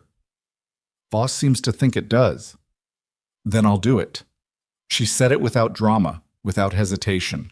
"I'll do it in the spring when the court is seated. I'll do whatever they need me to do." He nodded. Clara came back from wherever she'd taken the tea, now carrying 2 cups, presenting them with the air of someone who has accomplished something. She set one in front of Caleb and one in front of Evelyn and looked at Caleb. "You said you'd try," she said. "You did it." "I did," he agreed. She nodded, apparently satisfied, and went back to her corner where she'd been drawing her architectural impossibilities in the dirt floor. Nora was at the table with a piece of paper, writing something in her careful, precise handwriting. She didn't look up, but she said, "While you were gone, I made a list of everything in the root cellar. Evelyn said you'd want to know." He looked at Evelyn. She looked back at him. "She's not wrong," he said. "I know," Evelyn said. Outside the cabin, the mountain had gone dark and cold and completely itself, indifferent to everything that had happened on its slopes and in its hollow and in a trading post room where a tired judge had read documents by lamplight and written a number of important words on a piece of paper. The mountain didn't care about any of it. It had been here before any of them, and it would be here after. But the fire was lit, and the tea was made, and all 4 of them were inside together. And that, Caleb thought, sitting at his own table in his own cabin with his aching legs stretched out under it, that was enough. That was, for tonight, exactly enough. Winter came down on the mountain the way it always did. Not gradually, not with warning beyond the warnings it had already given, but with the finality of something that had been decided well before anyone on the ground was consulted. The pass closed in the first week of November, 3 days after Caleb returned, and after that the mountain became its own country with its own rules, and the rest of the world stayed on the other side of the snow. This should have felt like relief. In certain practical ways it did. Pollard's men couldn't come up a closed pass any more than the circuit judge could come down one. The legal stay existed on paper in a trading post back room and in a satchel belonging to Harlan Voss in Perrin City, and whatever came next would come in the spring when the world opened again. For now there was only the mountain and the cabin, and the 4 of them inside it. Caleb had expected the winter to feel long. What he hadn't expected was for it to feel, in stretches, almost ordinary, not easy. Ordinary was not the same as easy. The work of surviving a high-elevation winter was real and unrelenting. Wood to be split and carried, traps to be checked, animals to be managed, food stores to be watched, with the ongoing arithmetic of how much remained against how much longer the cold would hold. Caleb had done this arithmetic alone for 7 years and had gotten good at the particular discipline of it, the way you learn to want less so the math came out right. With 4 people, the math was different. More variables, more consumption, more room for something to go wrong, but also more hands. Evelyn had, by the time the pass closed, essentially reorganized the cabin's winter operation in ways so gradual and practical that Caleb had barely noticed each individual change, only their cumulative effect, which was that the household ran with a consistency it hadn't had when it was just him. She had a system for the food stores that she checked each week and adjusted without being asked. She'd found 3 places where the cabin was losing heat through gaps he hadn't located in 7 winters, and had fixed 2 of them with a combination of clay and moss and the specific problem-solving patience of someone who'd learned to fix things because there'd never been anyone else to do it. The 3rd gap was in the north wall up high, and he'd fixed that one himself when she'd pointed it out, on a stepladder in 15-degree weather. Not entirely happy about it, but unable to argue with the reasoning. Nora had taken over the trapline check 3 days a week, accompanied by Caleb on the first runs and then increasingly on her own as November turned to December, and the routine became familiar. She was serious about it in the way she was serious about most things. Not grim exactly, but methodical, paying attention to each trap with the focused attention of someone building knowledge, rather than just completing a task. She'd started keeping a small notebook, writing down what she found and where and the weather conditions that day. And when Caleb asked her why, she said she wanted to see if there were patterns. There were. She was right to look. Clara continued to exist as something between a force of nature and a small catastrophe, because she was 6, and that was the nature of 6. She had more energy than the cabin could comfortably contain, and she spent much of it in motion, helping Evelyn, following Caleb around the yard when the weather allowed, talking to Hazel with the earnest persistence of someone who believed the mule was listening carefully and simply choosing not to respond verbally. She had also begun, sometime in November, to teach herself to read using the plant medicine book, which she had no permission to do and which nobody stopped because the results were, against all odds, working. By December, she could identify most of the chapter headings and several words inside them, which Nora considered an unacceptable pace of progress and secretly found extremely gratifying. These were not dramatic things. They were just the things that happened, day after day, in the cabin on the mountain through a winter that was cold and demanding and entirely theirs. The first letter came down from Prentice's trading post in late November, carried up by a trapper who was heading further into the highlands and stopped at the cabin for the night, as travelers sometimes did when the cabin's existence was known. Caleb gave him supper and a place to sleep by the fire, and in the morning the man produced a folded letter that Prentice had apparently asked him to deliver. It was from the settlement of Alderson, 8 miles down the South Valley, a larger community than Cutter's Pass, with a proper general store and a small schoolhouse, and the kind of organized civic character that expressed itself through meetings and opinions. The letter was signed by a man named Fowler Crane, who identified himself as the settlement's informal spokesman, and it was politely but clearly phrased. It said that certain members of the Alderson community had concerns about the situation on the mountain. It said there had been talk, the letter used the word talk, about a man living in the highlands with 3 women, 2 of whom were children of uncertain circumstance. It said the community felt a responsibility to ensure that the welfare of said children was being properly attended to. It invited Caleb to come down to Alderson at his earliest convenience to discuss the matter. Caleb read it twice. Then he handed it to Evelyn. She read it once, set it on the table, and looked at the fire. "Talk," she said. That's the word they used. "Do you know this Fowler Crane?"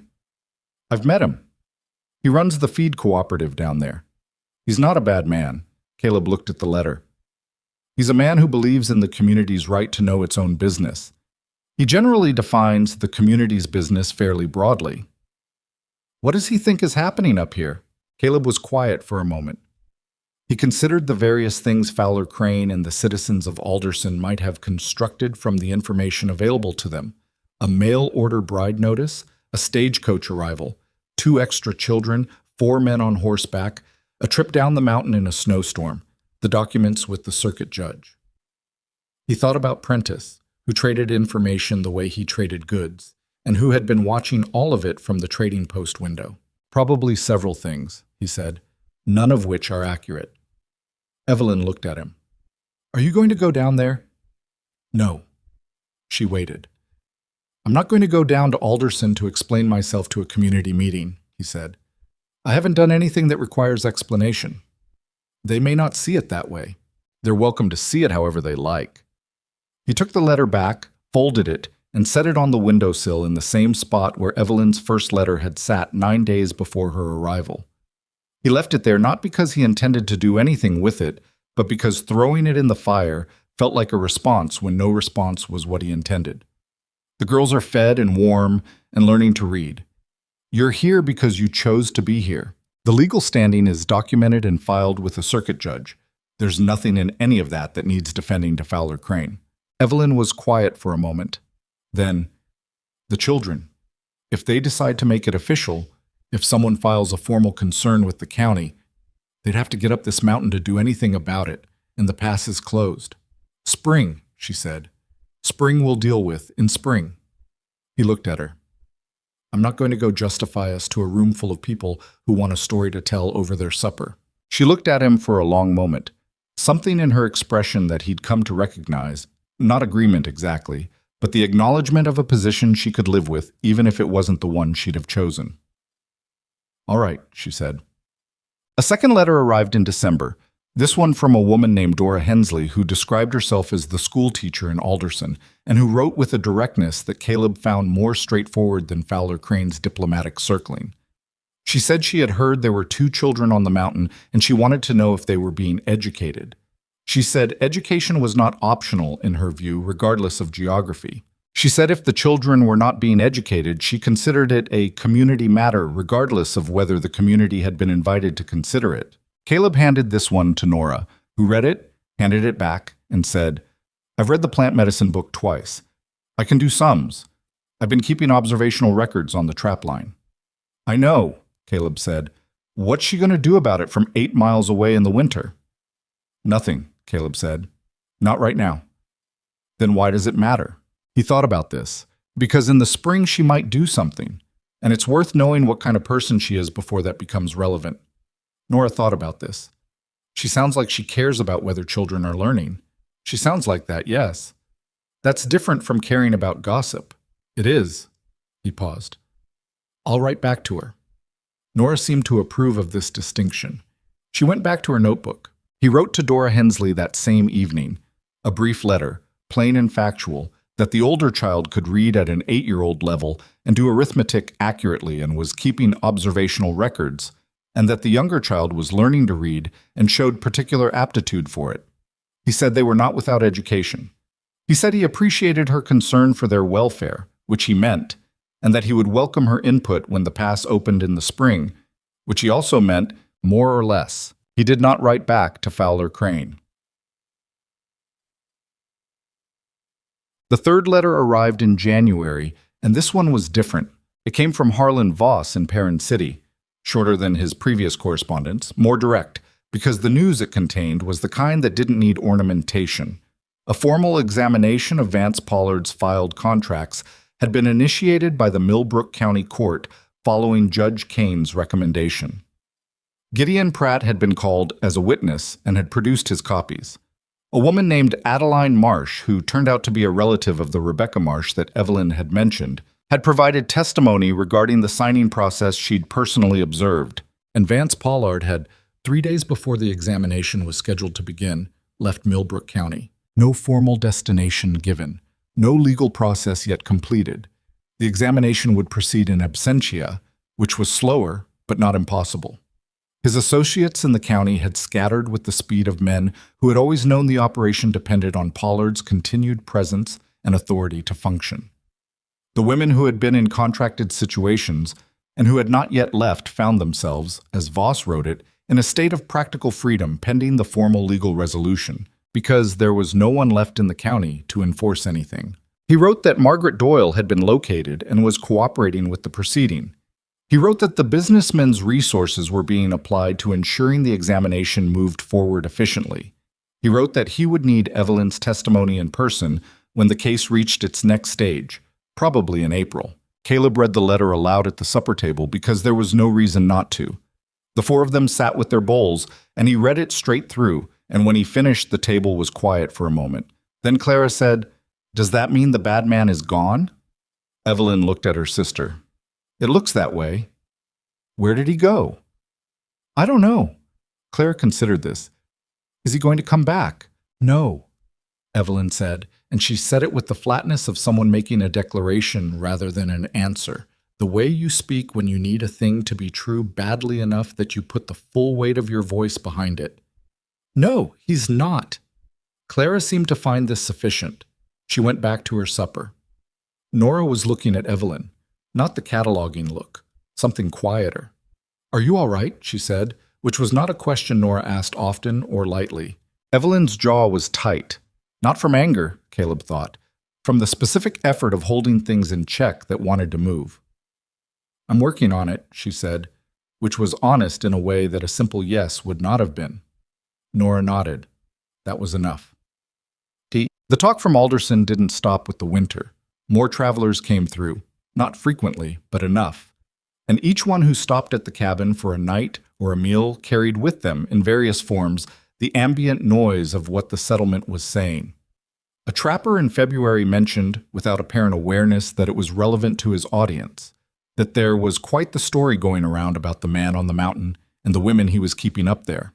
A supply runner in March, warmer and more direct, told Caleb that Fowler Crane had been making noise at the community meetings about proper standards. And what did it say about a man that he refused to come down and address the situation? Caleb listened to these things. He did not particularly react to them, but Evelyn heard them too, and she was quieter than usual for 2 days after the February trapper, and Caleb waited and let her be quiet, and on the third day she said, at the table in the evening when the girls were in the back room, "Does it bother you, what they say?" He thought about how to answer this honestly. "It's noise," he said. "Noise bothers me less than most things." "It's about us," she said. "About you, specifically. About what kind of man would... The implication is that you're hiding us. Or worse." "I know what the implication is. And it doesn't..." She stopped. Tried again. "I came here and brought complications. I brought 2 children and a legal problem and apparently a community's worth of gossip. You didn't sign up for any of that." "I signed up for the woman who wrote the letter," he said. "The rest came with her, and I've got no complaint about any of it." She looked at him across the table with an expression he still didn't have a complete name for. It had several things in it at once, and some of them he was only beginning to learn to read. "The gossip could follow you for a long time," she said, "even after the legal thing is done, even after everything is settled. People in small communities have long memories for stories." "They do. Doesn't that matter to you?" He looked at her steadily. "Evelyn, I came up this mountain 7 years ago because I preferred to live by what I could verify myself rather than by what people said about things. I'm not going to change that because Fowler Crane is having feelings about my household." Something crossed her face, quick, warm, and then controlled back into composure, but not fast enough. A sound that almost became a laugh, but stopped short of it. "That," she said, "is a very particular way of seeing it. It's my way." She looked at him for a moment longer. Then she said quietly, "Thank you for not asking me to be smaller to make it easier." He wasn't entirely sure what she meant and didn't ask, because some things were clearer left without the pressure of explanation. He poured more coffee. She went back to her mending. The fire talked between them. February was the longest month, as February always was at Elevation. Not the coldest, but the most relentless. The month where the cold stopped being interesting and became simply the condition of everything. Caleb spent more time than usual inside, which was not his preference, and found that this was not the difficulty he'd expected it to be. They played cards in the evenings. Not gambling, neither he nor Evelyn had any inclination for that, but games, the simple card games that required attention and some strategy and provided an organizing structure for an evening that might otherwise have gone formless. Clara was a surprisingly ruthless player for a 6-year-old and had no guilt about winning, which was a quality Caleb privately admired. Nora played with the methodical patience of a person who was tracking probabilities and would never admit it. He taught Nora and Clara to play a game he'd learned from a man he'd worked with briefly years ago. A complicated game involving sequences and memory that Nora declared inferior to the other games but then won twice in a row. He showed Clara how the rifle worked, unloaded, let her hold the weight of it, and understand what it was, and her face when she held it was serious and a little awed, and he took it back from her when she'd held it long enough, and that was all that needed to happen. Evelyn told them about the town where they'd grown up.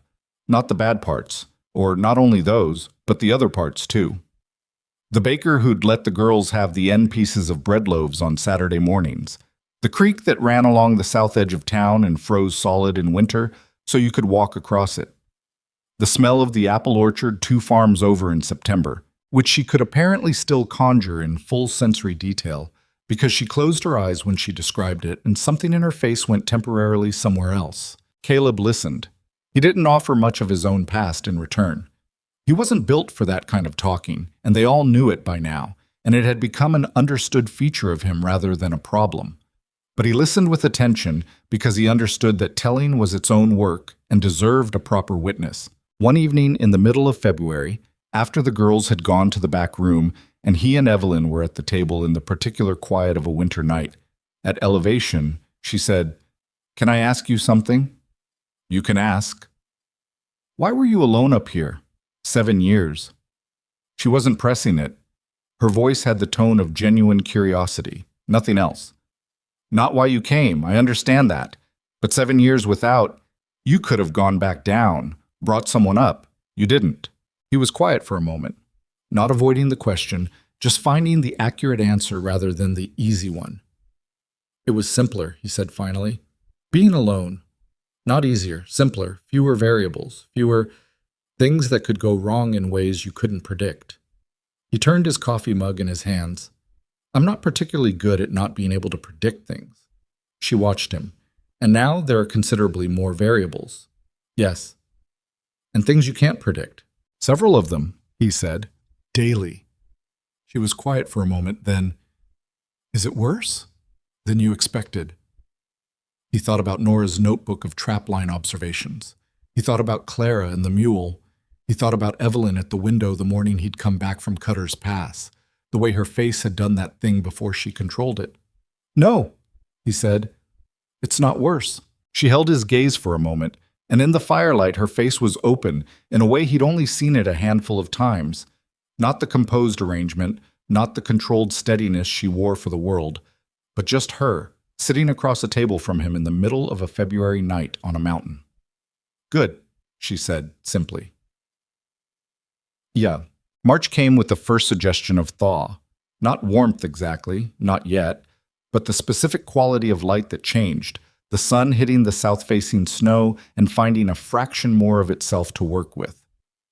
Caleb started thinking about the pass opening, about the spring and what it would bring. The Alderson noise had not quieted entirely through the winter. He'd heard enough secondhand to know that Fowler Crane had raised the issue at least twice more at community meetings, and that opinion in the settlement was divided. Not split evenly, because divided opinion rarely was, but divided in the way of communities that have found an interesting controversy and aren't quite ready to let it resolve. What he hadn't expected was the delegation. They came up in late March, on the first day the trail was genuinely passable, which told him they'd been watching the conditions and waiting. 3 of them. Fowler Crane he recognized. The second man he didn't know. The third was a woman, and she came up the mountain trail in practical boots and a wool coat that was the right weight for the weather, which told him something. He met them in the yard. Fowler Crane was a heavy-set man with a beard that was more ambitious than its execution warranted, and the manner of someone who had spent many years being listened to in rooms and had come to mistake this for authority. He spoke first, which Caleb had expected. Mercer, good of you to... We thought it was time to come up in person, given that you hadn't seen fit to come down to us. You weren't invited up here either, Caleb said, pleasantly enough. Crane's face did something complicated. The community has concerns. I know. You've sent several letters about them, and received nothing in return from you.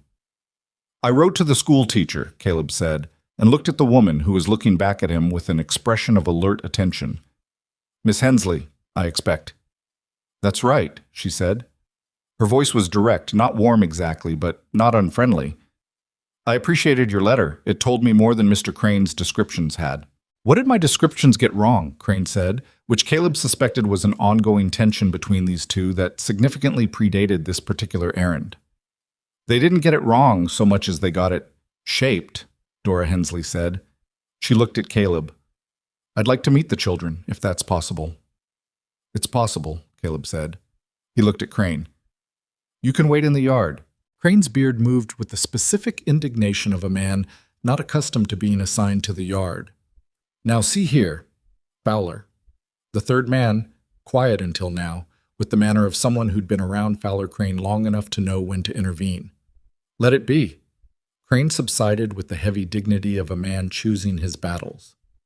Caleb held the door for Dora Hensley. She spent 40 minutes inside. Caleb stayed in the yard with Crane and the other man, whose name was Sutton, and who ran the general store in Alderson and appeared to be there primarily to keep Crane from making the situation worse. From the yard through the wall, Caleb heard the distant murmur of voices. Hensley's and Evelyn's, lower and steadier, and then Clara's bright, unpredictable current running through both of them, And once, clearly, Nora saying something in the precise, measured tone she used when she was explaining something she expected the listener to actually understand. Fowler Crane used the 40 minutes to explain his position in considerable detail, most of which Caleb listened to without response. The position was, the community had a responsibility to know what was happening in its environs. A man living in the wilderness with a woman not properly his wife and 2 children not his own was a situation that raised questions. The children's welfare had to be a priority for any community with standards. The children are my wife's sisters, Caleb said, when Crane paused for breath. Her parents are dead. She is their guardian. I am her husband. That covers the situation you're describing, legally and otherwise. The marriage it's documented in the County Advertiser and witnessed by the terms of the arrangement we entered into, which is the same legal standing as any frontier marriage arrangement. He looked at Crane without particular heat. If you want to argue with that, the circuit judge comes through in April, and you can take it up with him. Sutton made a sound that might have been a suppressed laugh. Crane's beard reorganized itself. The talk isn't only about the legal arrangement. It's about, people wonder about a man who lives up here alone, who takes in, the circumstances have a particular character to them. The circumstances have the character that they have, Caleb said. What people make of that character is their own business, not mine. In a community, I'm not in your community, Crane. He said it without heat, just as information. I'm on this mountain. My household manages itself and asks nothing from Alderson. What you do in your settlement meeting is your concern. What happens in my yard is mine. Silence. The wind moved through the spruce trees. A raven called from somewhere up the ridge, its voice careless and deliberate. The cabin door opened and Dora Hensley came out. She looked at Crane and then at Caleb, and her expression was the particular expression of a person who has seen what they came to see and has formed a view. The older girl is exceptionally bright, she said. She should have access to proper educational materials. I'll put together a package and send it up when the pass is fully open. She looked at Caleb. The younger one has already started reading. You knew that. I knew that. The woman runs a competent household, and the children are clearly attached to both of them. She looked at Crane. I don't see what the concern was. Crane drew himself up. The concern, Dora Hensley said, with the patience of a woman who had been teaching for 20 years and had long since learned to reduce things to their essential elements, was that people didn't know what was happening up here and wanted to. That's not a welfare concern. That's curiosity. She looked at Caleb. Thank you for your time, Mr. Mercer. You're welcome to come back, he said, when you have educational materials to bring up. She looked at him with a kind of recognition, the expression of one practical person identifying another. I'll do that, she said. They went back down the mountain. Caleb stood in the yard until they'd gone around the first switchback, and then he went inside. Evelyn was at the fireplace. Clara was talking because Clara was always talking. Nora was at the table with her notebook, writing something. She was all right, Nora said without looking up. The teacher, Caleb said. Yes, she asked good questions. A pause. She didn't assume we needed to be rescued. No, Caleb agreed. She didn't. He sat down. His legs were cold from standing in the yard for 40 minutes, and he put them near the fire and let the warmth work on them. Outside, the mountain was beginning, just beginning, in that tentative March way, to let go of the winter. The snow was still deep, but its character had changed, something in it conceding to the particular argument that the lengthening days were making. Spring was coming. April would bring the court date and the testimony and the formal resolution of things that had been in a state of suspension since October. It would bring Dora Hensley's educational package and probably more noise from Fowler Crane and the opening of a world that had been held at a distance all winter. He looked at Evelyn's back at the fireplace, at the capable straightness of her shoulders, at the way she stood in his cabin with the ease of someone who had learned a space and made it partly her own. He looked at Nora's bent head over her notebook. He looked at Clara, who had given up talking and was now demonstrating something with her hands to no one in particular, some private architectural theory playing out in the air in front of her. He thought that spring could come. He thought they were ready enough. The pass opened fully in the second week of April, which was later than some years and earlier than others, and the morning it happened, Caleb stood at the tree line, and watched the light come down the south-facing slope in a way that was different from the winter light. Less sharp, more settled, like something that had decided to stay rather than just visit. The snow was still deep in the hollows and along the north faces, but the trail was clear enough, and the world below the mountain was once again accessible in the specific way that made the word accessible feel like both a promise and a complication. Evelyn came down to Millbrook County on the 15th of April. Caleb went with her. The girls stayed on the mountain with Dewey Fitch, who owed Caleb a second favor by now, and who had surprised everyone, including himself, by developing a specific kind of gruff comfort with Nora and Clara over the winter visits he'd made to the cabin. Nora had explained to him at some length the nutritional value of various wild plants, and Dewey, who had strong opinions about food and no patience for most people, had listened with the expression of a man reluctant to admit he was enjoying a conversation. Clara had demonstrated 3 times that she could identify Hazel's mood by the position of her ears, and Dewey had verified all 3 demonstrations and declared her correct, which Clara had accepted with the equanimity of someone who'd known she was right all along. So the girls were in capable enough hands. Or Dewey was in capable enough hands. It was somewhat difficult to tell which way that relationship ran. The ride down took the better part of a day. Then the stage south to Millbrook County took 2 more. They traveled mostly in silence, not the uncomfortable kind, but the kind that existed between people who had gotten past the need to fill space with words. Evelyn watched the landscape out the stage window, and Caleb watched the other passengers in the road, a habit he hadn't lost and didn't expect to, and sometimes she would say something quietly about what she was seeing, and he would respond, and then the silence would settle back over them like something comfortable they were both used to wearing. She was nervous. He knew this because he'd learned to read the specific signs of it.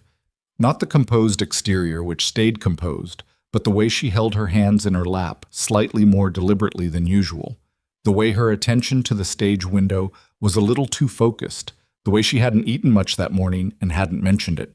On the second day of travel, somewhere in the long, flat stretch between the mountain county and Millbrook, he said, "You know what you're going to say." She looked at him. "I've rehearsed it enough times." Rehearsed and know aren't always the same. "No," she agreed, "but I know what happened. I know what I signed and what I was told I was signing. That's not a story I can get confused about. It's just what occurred."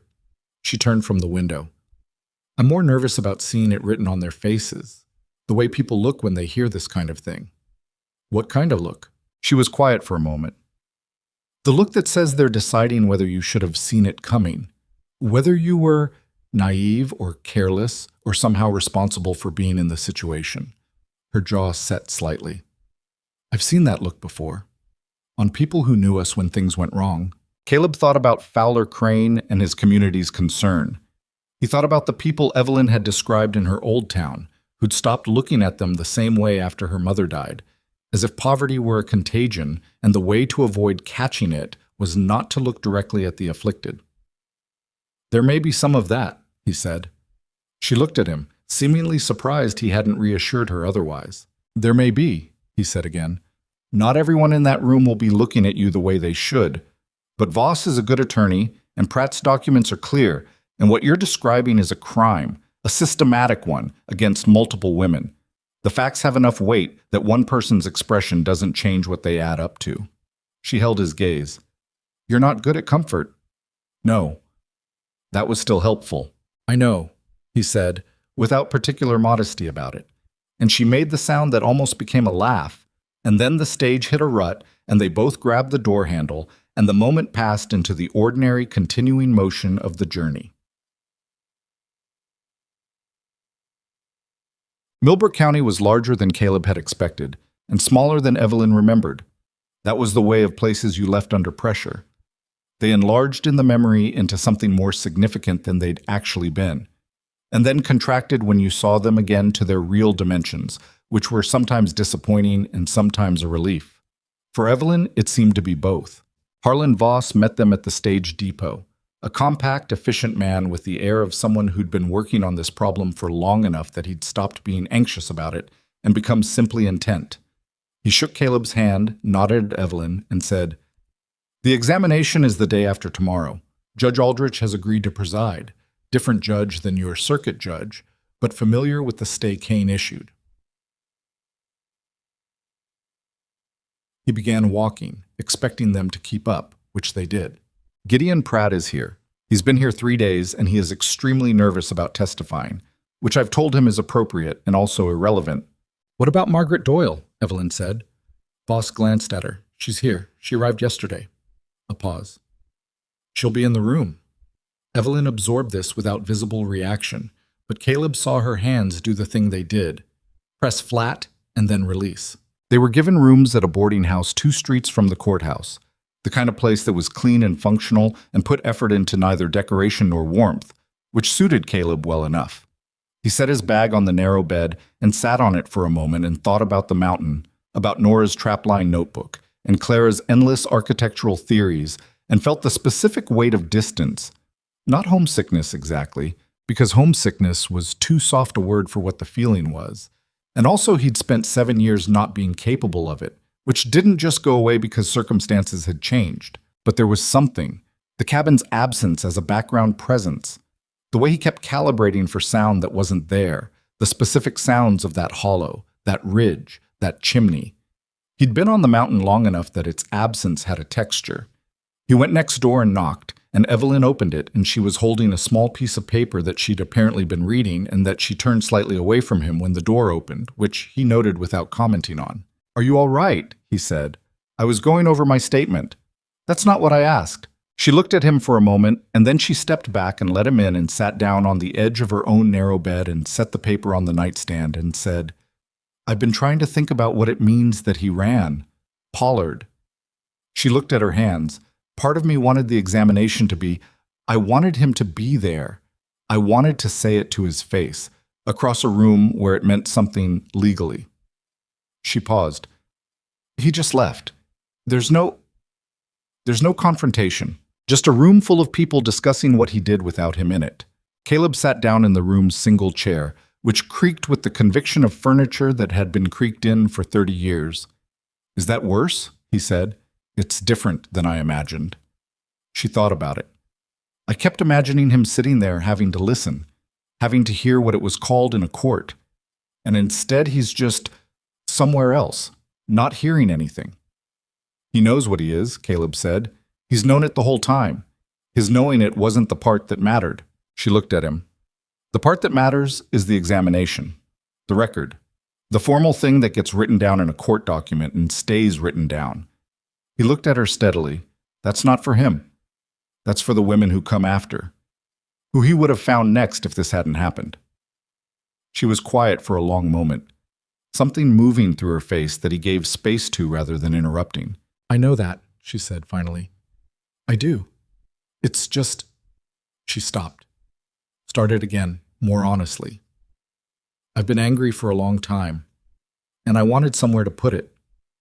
Put it in the testimony," he said. "That's what it's for." She looked at him, held his gaze for a long moment in the fading afternoon light coming through the boarding house window. "All right," she said. The examination took most of 1 day. The courtroom was smaller than Caleb had expected, with high windows that let in a cold April light and benches that had seen several generations of people sitting on them in states of anxiety. Judge Aldrich was a lean, deliberate man who ran his proceedings the way a foreman ran a tight crew. Efficiently, without excess, with the particular authority of someone who knew the value of the time being used. Voss presented the documents first. Gideon Pratt testified about the filing process, about what he'd observed and recorded, about the signatures that didn't match. He was indeed nervous. His voice shook slightly on the first few responses, and then steadied as the questioning became more procedural, and his clerk's precision had something concrete to organize itself around. He had brought everything he'd said he would bring, and it was all exactly what he'd said it was. Evelyn testified in the afternoon. Caleb watched her from the bench. She sat in the examination chair with the straightness she'd had when she'd stepped off the stagecoach in October, set that composed arrangement. But it was different now than it had been then. Then, the composure had been a door holding things back. Now it was more like a floor, something you stood on rather than something that kept other things out. She answered every question directly. She described the process by which Pollard's associate had approached her after her mother's death. She described what she'd been told about the papers she was signing and what the papers had actually contained. She described Pollard's representative explaining the terms of the work contract with the specific precision of someone who has memorized the exact words used, because those words had stayed with her in the way that certain words do. The ones spoken to you in moments of vulnerability, when you're already hollowed out and the wrong thing lands in the empty space and sits there. Voss asked her, "At any point were you told the document you were signing established a work contract?" "No," she said. "I was told I was signing an acknowledgement of debt, an accounting document." "And when did you learn it was being characterized differently?" "When his man came to explain the settlement terms." "And what did you do?" "I left," she said. "I took my sisters and I left." The room was quiet. Judge Aldrich was writing something. Voss let the quiet sit for a moment before his next question, which Caleb thought was the right instinct, that some statements needed a breath of space after them. In the back of the room, Caleb could see a woman he didn't know, sitting very still, watching Evelyn with an expression that he could only read across the distance as recognition. Margaret Doyle. He didn't know what her specific story was, and it wasn't his to know. But he understood the expression she was wearing because it was the expression of someone hearing described aloud a thing they had also lived, and finding that the description is accurate, and finding that its accuracy is both painful and something else, something that doesn't have a comfortable name but has something to do with not being alone in it. The examination concluded late in the afternoon. Judge Aldrich reviewed the documents for another hour in chambers, while everyone waited in the hard-benched courtroom with the particular collective restlessness of people who have said what they came to say and are now waiting on something outside their control.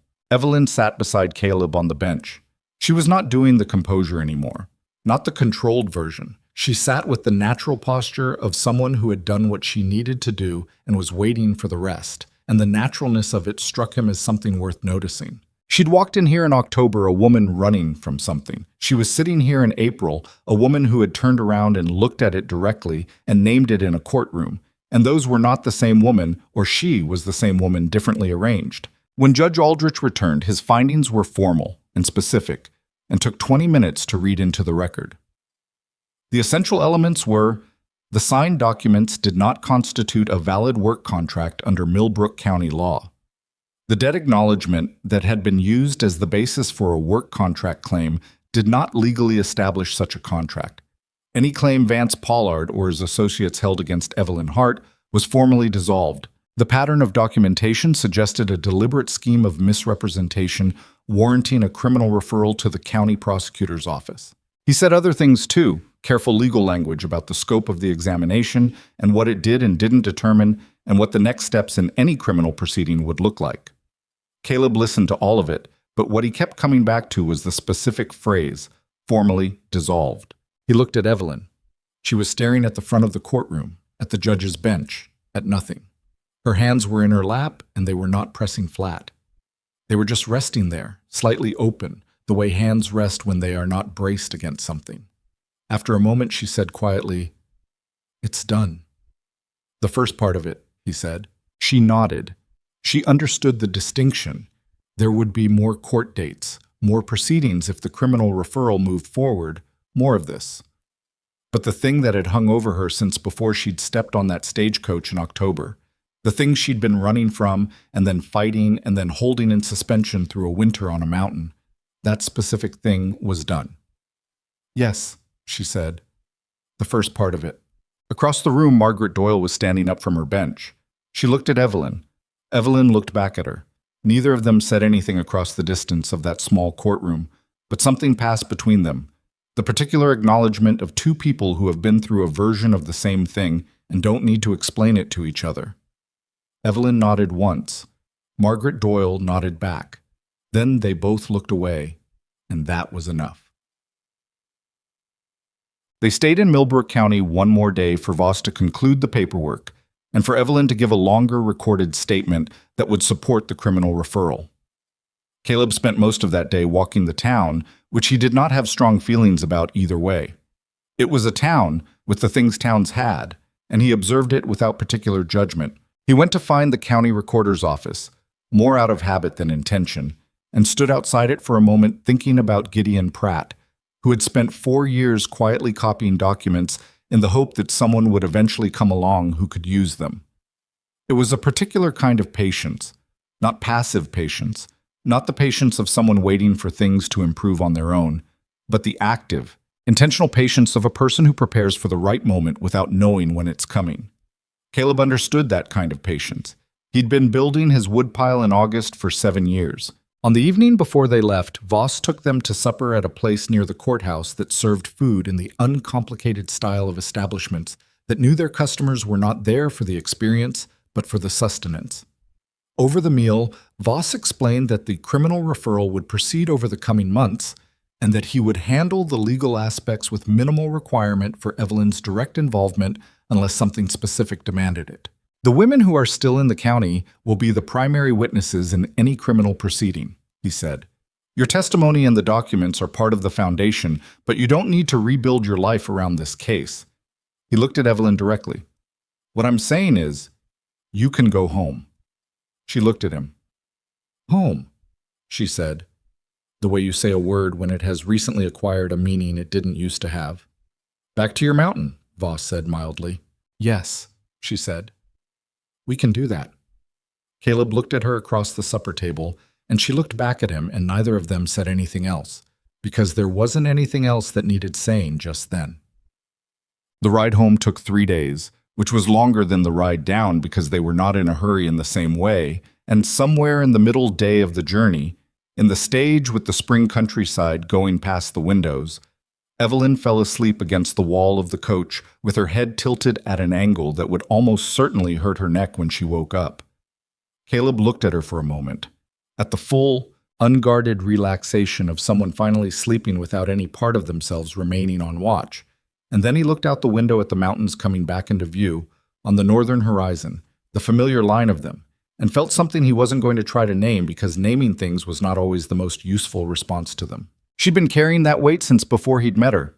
For months before the stagecoach, since her mother died, and the man with the papers appeared, and probably in some form before that. The weight of being responsible for 2 children with no resources and no one to stand between her and what the world decided to hand her. She'd carried it without putting it down, all the way through the running and the hiding and the mountain winter and the men on horseback and the legal proceedings. Now she was sleeping in a stagecoach without anyone watching the door. He turned back to the window. The mountains were clearer now, the profile of them familiar in the specific way of a place you've spent enough time with that you can identify it from a distance before you can read any of its details. He could see the ridge above the cabin hollow, or thought he could. It might have been the ridge beside it, or any ridge, but he knew roughly where it was. He thought about what Nora had asked him that second day, standing at the paddock fence while he split wood. Is that what this is? Can people not find us here?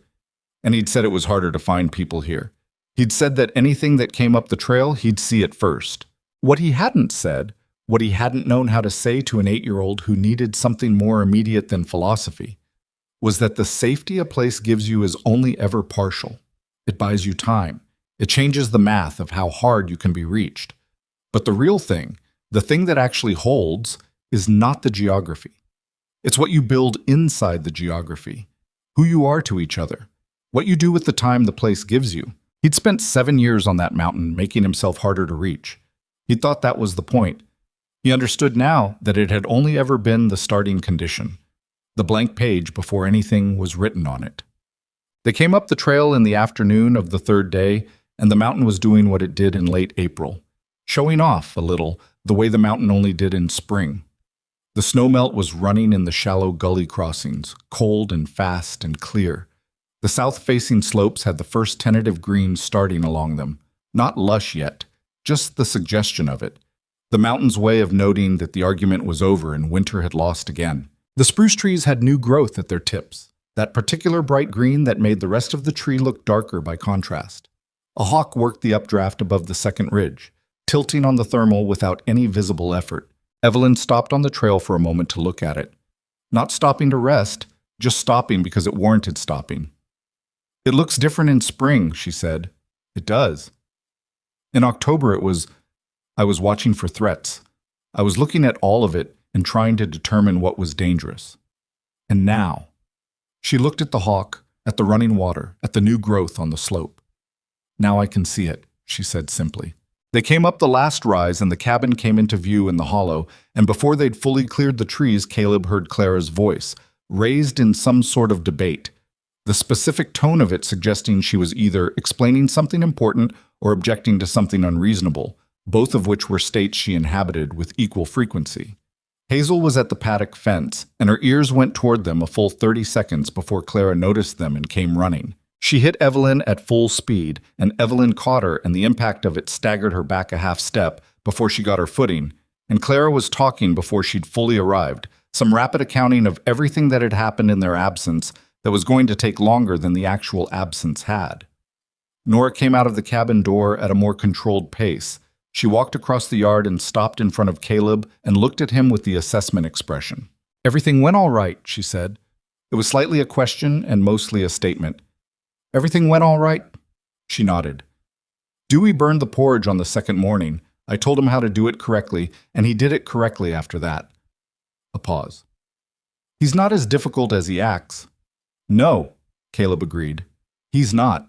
She looked at Evelyn, who was still being informed of events by Clara at high speed. Something moved across Nora's face. Not a full expression, just the edge of one. The way strong feelings moved in her, quickly and mostly out of sight. "Is it over?" she said. "The main part," he said. "Yes." She absorbed this with the stillness she used for things that mattered. Then she said, "I found a family of marten in the northwest section of the trap line. I moved the trap because they denned close." He looked at her. "Good call." "I know," she said. "I've been writing it down." She turned and went back inside, and after a moment the sound of her voice reached them, saying something to Dewey, who responded with the gruff syllables of a man who had opinions about whatever was being discussed, and the cabin was full of the particular sound it had been full of all winter, which was the sound of people who had become, without formal announcement and without any single moment of decision, a household. Dewey left the following morning, accepting 3 days' worth of food for the road and declining anything else with the brusqueness of a man who found gratitude uncomfortable to receive. He told Nora her plant identification was acceptable, which from Dewey was approximately equivalent to a speech of formal praise. He told Clara that she was correct about the mule's ears, which Clara received with no visible surprise whatsoever. He told Caleb that the cabin was in good order and that the north trap line needed tending, and then he left without looking back, which was how Dewey always left things. The mountain settled back into its own rhythms. In May, Dora Hensley came up as she'd said she would, carrying 2 canvas bags of books and educational materials that she'd assembled with the specific determination of a woman who had identified a project and was going to see it through. She stayed 2 nights, and spent most of both days with Nora and Clara, running them through assessments that she described as informal, but that were clearly not informal at all, while Caleb and Evelyn gave them space and got on with the spring work. On the second evening, Hensley sat at the table with Caleb and Evelyn after the girls were in the back room, and she said, "The older one is remarkable." "We know," Evelyn said. "She thinks in systems. She doesn't just observe, she models. She's already doing something that most adults can't do, which is hold multiple variables in relation to each other and adjust her expectations when one of them changes." She paused. "She's going to need more than I can send up in a canvas bag. She's going to need a proper school eventually." Caleb and Evelyn looked at each other. "Not immediately," Hensley said, reading the look. "She's 8, but in a few years, if there's any way to get her access to secondary schooling..." She stopped. "I'm not telling you your business." "You're telling us our business," Evelyn said. "But you're right." Hensley looked at her. "And the younger one will read anything you put in front of her. Clara has a memory that borders on..." She seemed to search for a word that wasn't too large. "She retains things, completely. It's not something you see every day." After Hensley left, Caleb and Evelyn sat with the evening and didn't talk about it immediately, because it was the kind of thing that needed to settle before it was worth discussing. Then, a few days later, Evelyn brought it up over the morning coffee. The question of what a few years looked like, of what the mountain gave and what it couldn't, of what Nora and Clara deserved that this place, for all its considerable qualities, wasn't going to be able to provide as they got older. It was not an easy conversation. Not because they disagreed particularly, but because the question itself was one of those questions that doesn't have a clean answer. Only a set of trade-offs that you have to look at honestly and decide which ones you can live with. The mountain will still be here, Caleb said. If we're farther down for a school term, it'll still be here when we come back. Evelyn looked at him. You do that. Come down. I did it in a snowstorm for a judge, he said. I expect I can manage it for a school. She was quiet for a moment. You built your whole life around staying up here. I built my whole life around something I thought was staying up here, he said.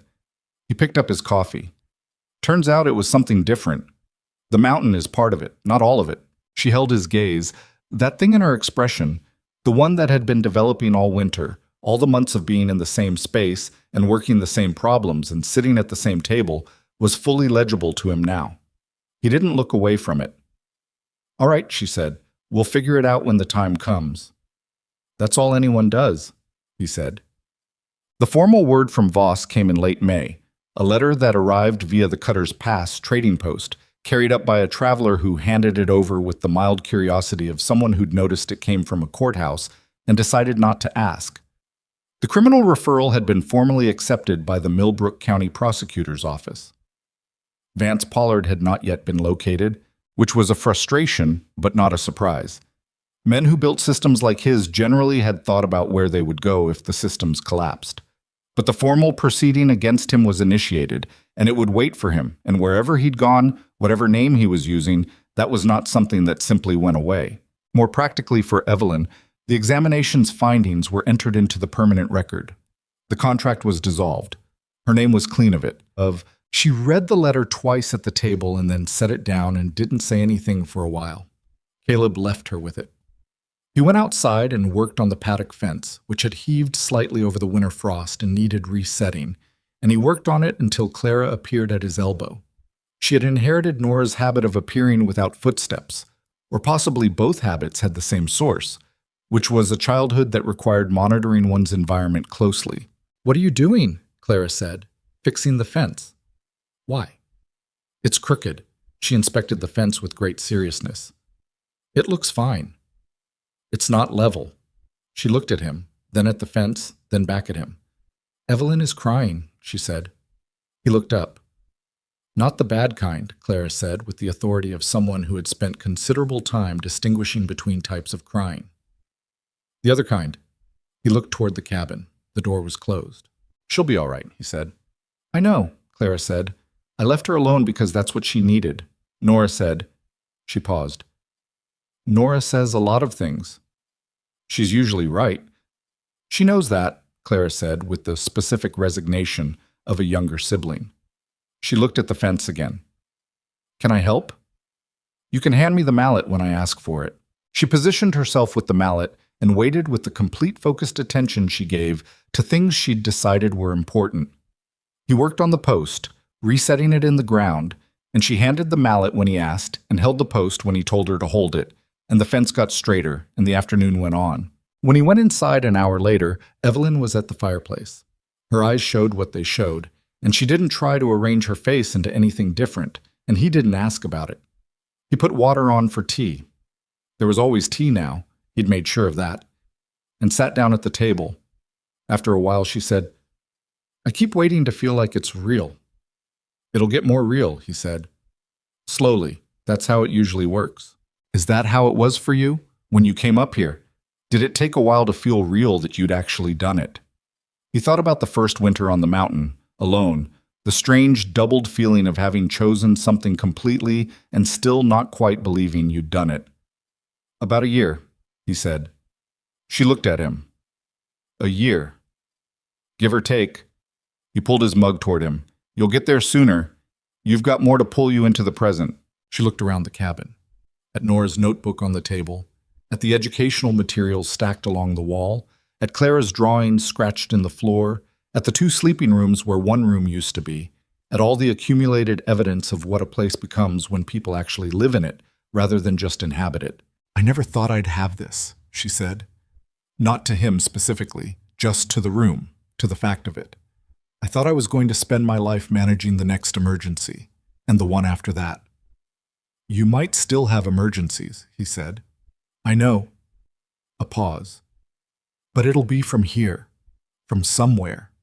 She looked at him. That's what's different. He nodded. Clara came inside with a handful of early wildflowers that she'd apparently been collecting while he'd been fencing, and she put them in the clay cup that served as a vase on the windowsill, which was a function the cup had acquired sometime in the winter and that no one had discussed. She assessed the arrangement with the critical eye of an artist, moved 2 of the flowers, and declared it finished. Nora came in from the sea slope, boots muddy from the meltwater, with her notebook tucked under her arm, and the expression of someone who has noted something interesting and is deciding when to mention it. She sat down at the table and opened the notebook and said, without looking up, "There are serviceberry bushes coming in on the southeast face. Early ones. We could harvest them in July if the birds don't get them first." "Add it to the list," Evelyn said. "It's already on the list," Nora said, and pointed to an entry that was indeed already there, with a small notation about optimal harvest timing. Caleb looked at the notebook. He looked at Nora's neat, precise handwriting, the careful records of what grew where and when animals moved and what the weather had been doing. An 8-year-old who thought in systems, who wanted to be a lawyer because lawyers knew the rules, who had stood in a doorway in October with eyes that monitored every exit and who now moved through the cabin with the unconsidered ease of someone who had stopped calculating the fastest way out. That was not a small thing. He didn't treat it as a small thing in his own mind, even though he would not have known how to say it. Outside, the mountain went on being the mountain. The hawk was back on the thermal above the second ridge, or a different hawk. It was hard to tell from the window. The serviceberry bushes on the southeast face were coming in. The woodpile on the south wall was lower than he'd like, but not low enough to be concerning, and there was time to build it back up before next August. The paddock fence was level. The cabin had 4 people in it who had chosen it, in their different ways at different moments, for different reasons. None of those reasons had been simple. None of the choosing had been easy. Evelyn had chosen it while running. Nora and Clara had been carried into it by circumstance and had made it theirs anyway, the way children do when the place turns out to be safe, not by declaration, but by the slow accumulation of small familiars. Caleb had chosen it 7 years ago for reasons that had turned out to be partially wrong, which he did not mind, because the wrongness had led somewhere he would not have found otherwise. There was no clean lesson in that, no tidy summary of what it meant. You made your choices from the information you had, and the choices took you places the information hadn't predicted, and what you did in those places was the actual content of your life. That was all. It was enough. He drank his tea. Nora wrote in her notebook. Clara stood at the window watching the wildflowers she'd arranged, as if watching them would help them settle into their positions. Evelyn came and sat across from him at the table and picked up her mending, the small, everyday work of keeping things intact, and the fire talked in its quiet, ongoing way. And the mountain held them all in the particular and different embrace of a place that doesn't know it's home to anyone and is home to them anyway. That was the whole of it. That was, it turned out, more than enough.